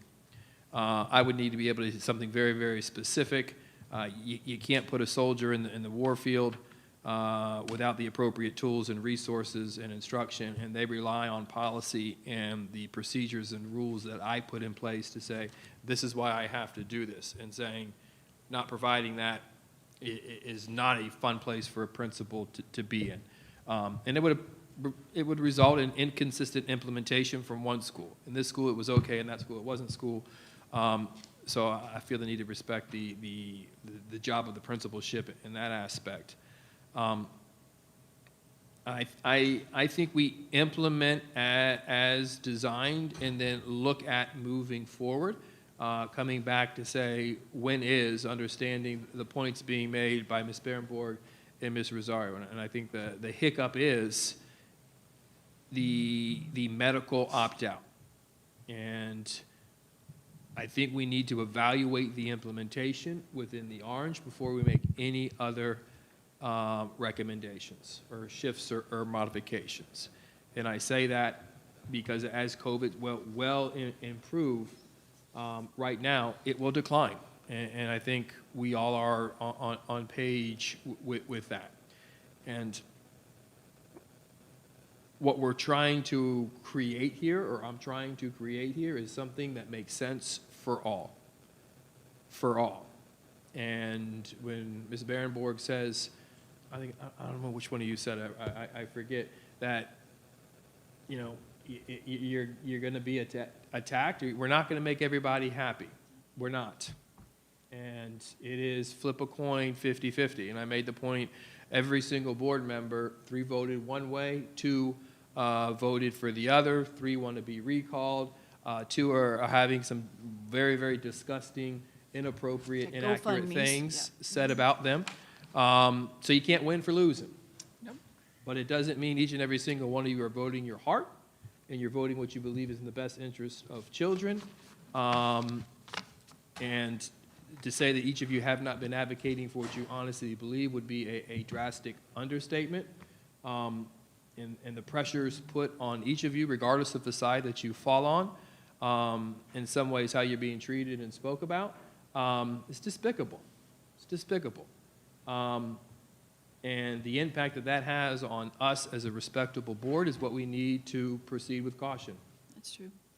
And I would, this is off topic, but I'm sorry. You know, we're in a meeting with the foundation and looking at how we're strategizing around the Jimmy Graves property. And one of the individuals that we're working with saying, are you sure people are going to, you know, have enough trust in you to donate to you? That's it. We're the Tuesday night comedy show that we're about to put on. And Dr. Moore, I apologize. That's not who this county is. Oh, I've been here 41 years. I- That's not who we are. We've got to get back to who we are. I agree, and I can tell you this, Doc Jones, I don't think for 1 second that it is, because I've been in every single school already this year. I've walked every school. It's me and my wife. We're here, and we're all in, and we're in, multiple publics in and around town, and embraced in a way that, something we've been looking for a very, very, very long time. So I don't think that's the reality, but I do know the quality of teachers in our building, Yep. the quality of administrators in our building, and how happy kids are from multiple backgrounds in our schools, in our spaces together. And that's something we do need to get back through. But to get back on track, I think this is an evolving process. And you all know how I work. I am data-driven and responsive to the particular data. I think you put this plan in place, you implement, and when we could see, hey, we're not getting to the red. My concern is without the red, we live in it. Without the criteria, we live in it. I think we need to hold ourselves accountable to faithfully implementing the requirements of the orange, that mask opt-out, and really showing and setting the way. I think my prediction is we won't be in red. Very, very limited will we be in red. And if we're hardly ever, if at all, in red, I know there's schools that will never be in the red. This is so narrowly focused. We may never be in the red. As we implement mitigation strategies moving forward, and we're proactive in doing so, we're protecting ourselves from getting to the red, which is where that rub is. So we may be engaging in this discourse around a reality that may never be. But I think we need to test it in good faith to move this work forward. Well, we're not in the red now, and you want to continue the mask mandate. I want to ensure the effective operationalizing of this particular initiative, and to look at it across one system. We do have one school in the red, we do have one school in the orange. This is the highest level of our government. The amount of time that it will take between Mr. Bass, and staff to operationalize, to train the principals. It's a big lift at the high schools because this is new for them. They've been living life and they've been doing it successfully. So I don't think anything would change, but we want to be intentional of saying, hey guys, if that's a medical thing for you, let's get it on file so your life doesn't have to be interrupted. And that's work that needs to be done. So taking that time, it does allow us to hedge the bet. When I say hedge the bet, Labor Day, depending on who you spoke to, here comes that spike. I don't know. I don't think it's going to happen based on the numbers that I'm seeing, but I've given up on trying to predict COVID. So it is just continuing on, operationalizing, continuing with this particular data. It gives me accountability point to come back to the board and say, in 2 weeks, this is solid. We've tested it over the course of 2 weeks. We're good to go. No schools have ever been in the red based on what we're seeing. We always can project out 3 or 4 days. This is what we're seeing. Or, you know what, we need to shift or modify. We need to look at it. I'm comfortable with this, that, or the other. That is the conversation or dialogue, versus in 3 months from now, or more than likely in January, we come back, instead of having our winter data comes and talking about the last stretch before assessments, which would be the last year of assessments. Governor canceled FSAs today. We haven't mentioned it. I miss Mr. Meyer talking and everybody else. I'm sorry. Mr. Chair, Mr. I Chair, mean, I want to talk about curriculum. I want to talk about our I want to talk about everything. I miss agree. it. Sometimes Mr. Meyer on a Okay, word count, but. so I'm going to offer a couple of comments. First of all, I think the topic that Mrs. Rosario brought up, one day can, one person on one day can swing from one color to the next.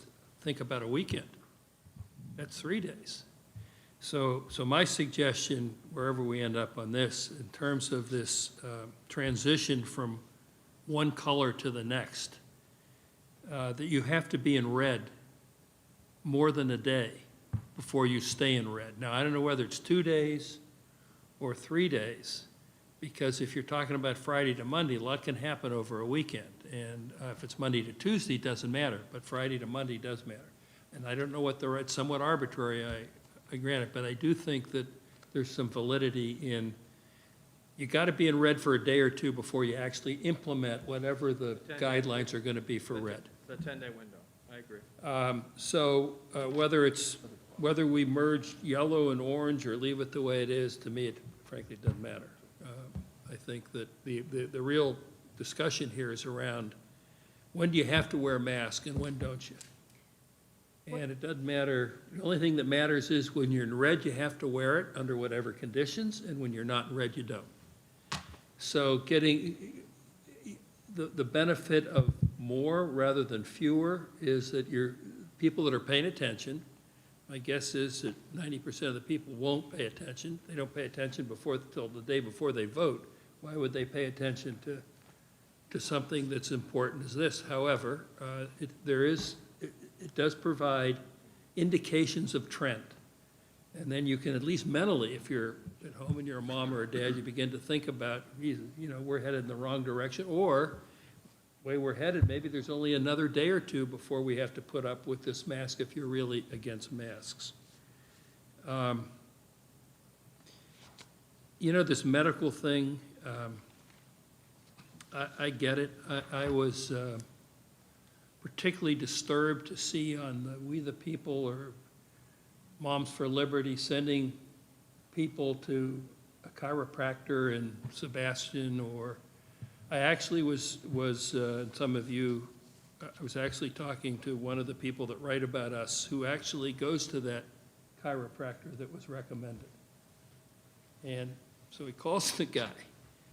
And the guy, I guess, did a pretty good dance. But, when you start, somebody was charging $50 to give a parent the medical opt-out that they needed in order so they didn't have to wear a mask. Now, fortunately, like you told me the other day, it was 77, now it's 130, whatever it is. It's a relatively small number, but that's really disturbing when a parent would go to that extreme, or someone who's an advocate for no mask would go to that extreme to get around the rules and put that doctor, who's probably not even a medical doctor in this case, you could get him disbarred for falsifying and suggesting that so-and-so's son or daughter is entitled to a medical opt-out when in fact they're not. But that, in fact, it was even the phone numbers were online as to who to call. You go to this medical provider or that medical provider. And of course, it was all quote-unquote private within the little groups that, are advocating for no masks. I think if it were possible, the idea that Mrs. Rosario of temperatures, you walk into, I don't, in Vermont where I am most of the summer, or even in Boston where I've been several times here of late, you walk into a restaurant, you walk into almost any place, and they got one of those little things, they put it on your forehead, it's no big deal. That's a pain in the butt for whoever has to do it in every school, but there's some validity to that. I don't know about all the other stuff, but the temperature's easy. It's a little gun. The other possibility, and I'll get to the bottom line, my bottom line, that coincides with the argument that Mrs. Berenborg makes about the difficulty that some parents or parent or grandparent might have in actually, they've got a legitimate request for a medical opt-out but can't get to the doctor for whatever reason, don't have a doctor. Or can't afford it. Or can't afford it. Is there a way, and it doesn't, and I'm more thinking beyond the 2 weeks, that's my dilemma, is trying to figure out between Dr. Jones and Mrs. Berenborg and others, whatever your point of view is. Is there a way that the district could be helpful? You call a helpline for a lot of things. But suppose there is, I'm a mom and a dad. We have a kid. Kid's got asthma. but I don't know who to call. It might be a Spanish-speaking family, for example, and they understand enough to know, but they don't really know how to operate within the county. But they might understand that if you call this help number at the district can facilitate connecting that family, that child, with whatever it is they need, the doctor, and I'm talking about, maybe you can make a phone call to Greg Rosencrantz. I mean, I can. If I can get somebody a COVID test, I guarantee you, we could find some doctor at that hospital or in the wellness center that could be quickly, you could connect the person that doesn't have what Mrs. Berenborg suggested, that need.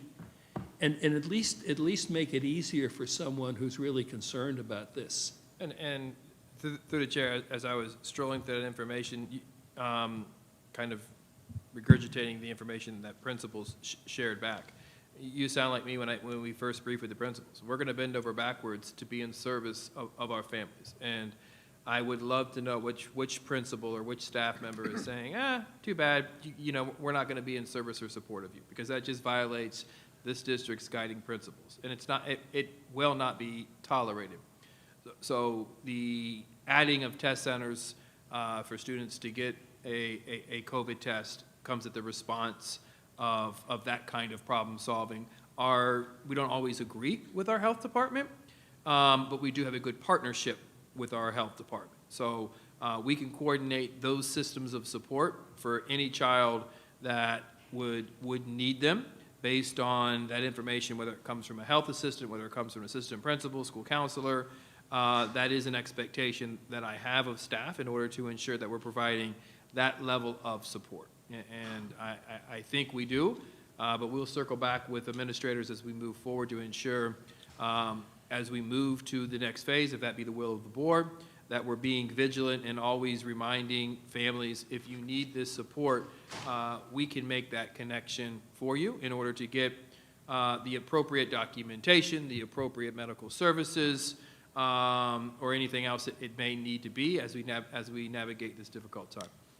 Well, I think this doesn't get us through the next 2 weeks, but as we tweak this, assuming we're thinking that this plan gets implemented, I think those kinds of dealing with these special situations, and you can sort through the transitioning into red from orange. Right. No, whatever's just in hearing the consent of the board, I will put an item together that implements status quo for the next 2 weeks, allows me to operationalize this, with the one shift being 2 days in a higher level before the 10-day exit window would be implemented, and that would be yellow to orange or orange to red. If it would be helpful, and this we can do this offline. I mean, listen, I'll give you my Uber account number, and you can call up and get Mrs. Smith or Mr. Jones that can't get their son or daughter to a doctor, and I'll get a hold of Rosencrantz. I mean, I do have a little pull over there, not that you don't. There are doctors in this community. The clinic just hired 3 more family docs, and they're looking for patients. And you could say the school district of Indian River County is your patient. For those of our parents, grandparents, who have children that need or want a medical opt-out. We ought to be able to put that in place. Now, we can't do it tomorrow, but between now and the 28th, I think all of these tweaks that have been suggested around the dais here can be put in place, and we can make it easier. The question is between now and then. And I guess we're so close. We are. I just, for 2 weeks, we're not talking about months, we're talking about 2 weeks.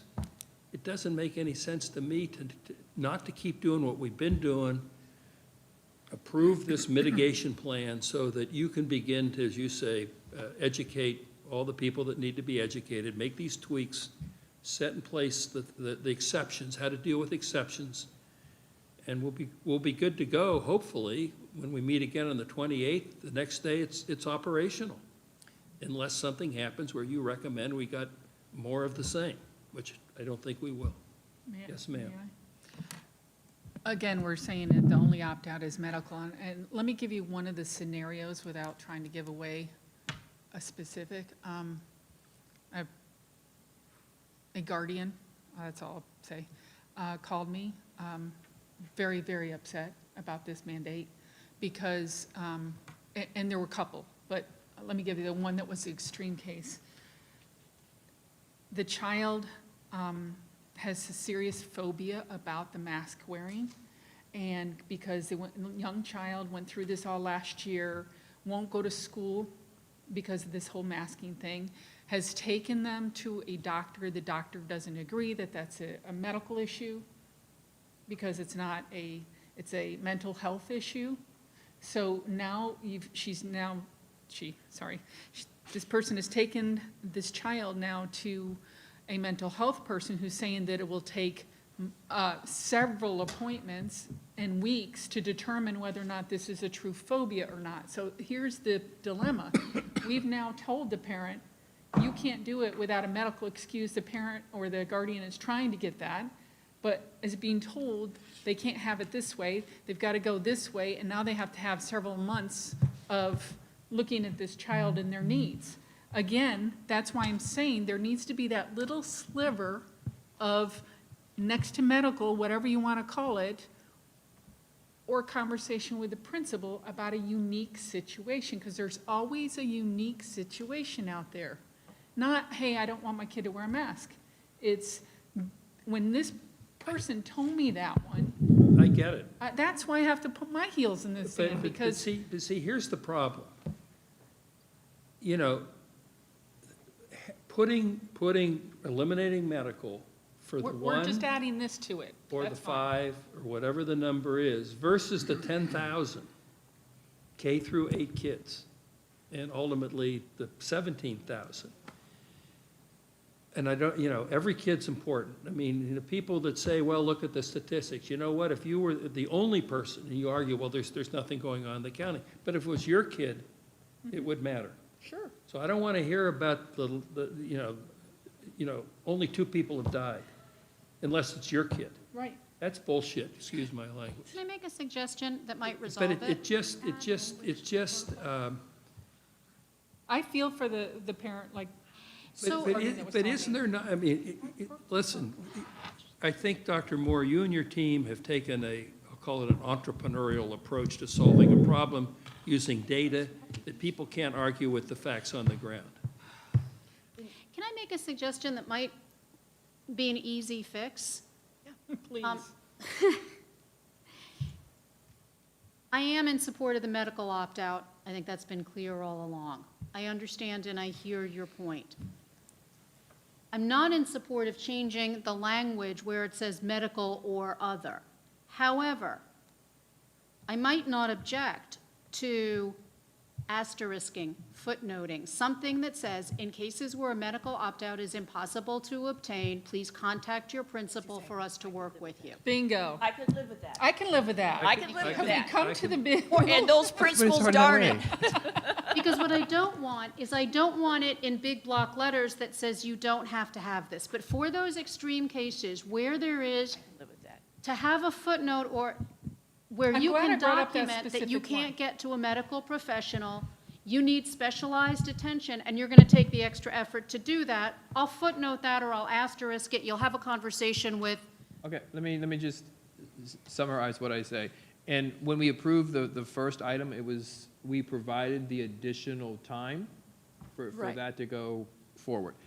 Let me say this, for the whole world, I can definitely add that language. I can read the room, which is fine. I'm not going to put that on the principals, but I'll circle back with my team with the 30 minutes that we have to determine how that would be appropriate in order to put in with that footnote.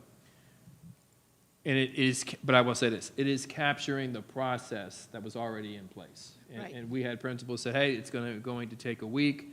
I just went over and That's asked, true. Dr. Jacobs, can you give that child a medical note? Because you're licensed, you can do it. And we have those people. She's like, Just add that. But we have, some of those individuals we have on staff. So as that comes to our attention, that's what it means to be Best by Kids, you know? Right. you Yeah, know, exactly. And it's obvious, you know, if it's not in the best interest of the So- child, okay, we'll work with you. And it's just not mask. I think that's Right. exactly And- right. So a person, so they'll say, contact your principal, or there may, be, you know, let's say there is a district, you know, call the X office or call Whoever. so-and-so at the district and we'll work with you. Because, and I want medical to be medical, Yeah. not going for $50 a note or whatever it is. Well, we can't determine that, though. Well, that's not ethical. Well, that can be determined another way, but it I can't want, be I want determined. medical. We know there are students out there, we know that. We know there are true medical exemptions. I want medical to be medical. No, I'm fine on the wavering, and Dr. Schiff, you could say that one last time, and then we can move on. Say what? What'd you just say? The asterisk. About the asterisk? Yeah, Say asterisk, it yes. fast. If you're having problems, go to the principal. All right. Okay, Yeah. thank can I add one thing about, I want to add one thing about I'm what sorry. she just said. Hold on one second, though. Go to your principal, or if we can have a designated, Yeah. Oh, I am District not putting it contact number. on I am not putting it on the principal. Yeah, I you, think- I you think you have a- determine how you So want call to word X it. number at the district for Exactly. support, or whatever it You is. can tell the principal to refer to, call this number at the district, someone will help you. Yeah. That's the only role the principal has. And here's what I What want to is the say. board number, office number? No. Here's what I want to say to that, is thank you for finally understanding that there's a mental health reason why people are having a hard time with this. Kids are having a hard time. Could we understand, just back up for a second, though? Yeah. Thank you for finally understanding. At no point have I ever not understood that. Let's not presume No, that I'm because not I've been saying- erring on the side No, good, that's we were not what I good. of meant. this. That's Okay, not, well, that's how it came out. no, that's not what I meant. I didn't get to finish my sentence. Let me So you say, said, thank you for finally understanding that. This is not like, you know, a big can I light bulb finish my went off. sentence? Thank you for finally understanding that there's a mental health aspect to this that may not be under this policy with the medical. And the reason why is because the parent was frustrated, or this guardian was frustrated with the fact that they couldn't find that medical help they needed fast enough for their child. Okay, That's what I meant. and there was always a licensed psychologist or psychiatrist in it, which acknowledged the mental health, which we all supported, and it wasn't like a finally understood. I get it. I've gotten it all along. And there's a public health crisis. Right. So let's just be There- clear about there how we is. work within that. No, I agree. Can't, and maybe we could, you know, we've got All less right, than all an hour right. till You know, our it's next meeting. It's 20 after, or go. I'm still seven. not in support of the medical. However, the current mask requirement that you're suggesting to continue with for the next 2 weeks, it indicates here licensed physician, physician assistant, psychiatrist, or psychologist. So if anything else is going to change, this has got to change as well. Through the chair, that does have, and you'll see that this in 45 minutes or so. You'll see that where a physician, we're going to modify that language so the chiropractor can't be issuing the letters. But that's not what we were just talking about. Well, everyone else can in fact issue those particular letters, and we do have those from mental health So professionals. all of that has to be put in this We're talking about requirement two if different this goes policies. through, so that they understand. Is this for the 2 weeks? This is for the 2 weeks only? I was going to extenuate the 2 weeks. Oh, I'm You- not in, okay. forget it. I'm not All in right. support of this. So will this be an action item tonight? Yes, well, And will it's a consent item that I will pull and move to action to with right at the this beginning of the updated meeting. verbiage based on the dialogue the board For just the had. 2 weeks, and then to be followed up on the 28th by this more extended Right. tiered plan. Exactly. And are we putting this at the beginning of the meeting? Yes. Okay. That would, orders of It's the going to day. be right, that's- it's going to be, you know, we go from presentations, I went through this, I've got to look at this, it goes from presentations to, first of all, under orders of the day, under orders of the day, we're going to pull item 5A, which is this discussion, and put it right after presentations. All right, could we adjourn And, so that we get a and break? just so everybody knows, per guidance from our about-to-retire general counsel here, people who came to speak to that item will be invited to speak to that item. If somebody wants to speak to something else, they'll have to wait until public citizen input is normally on the schedule, which is almost right after that.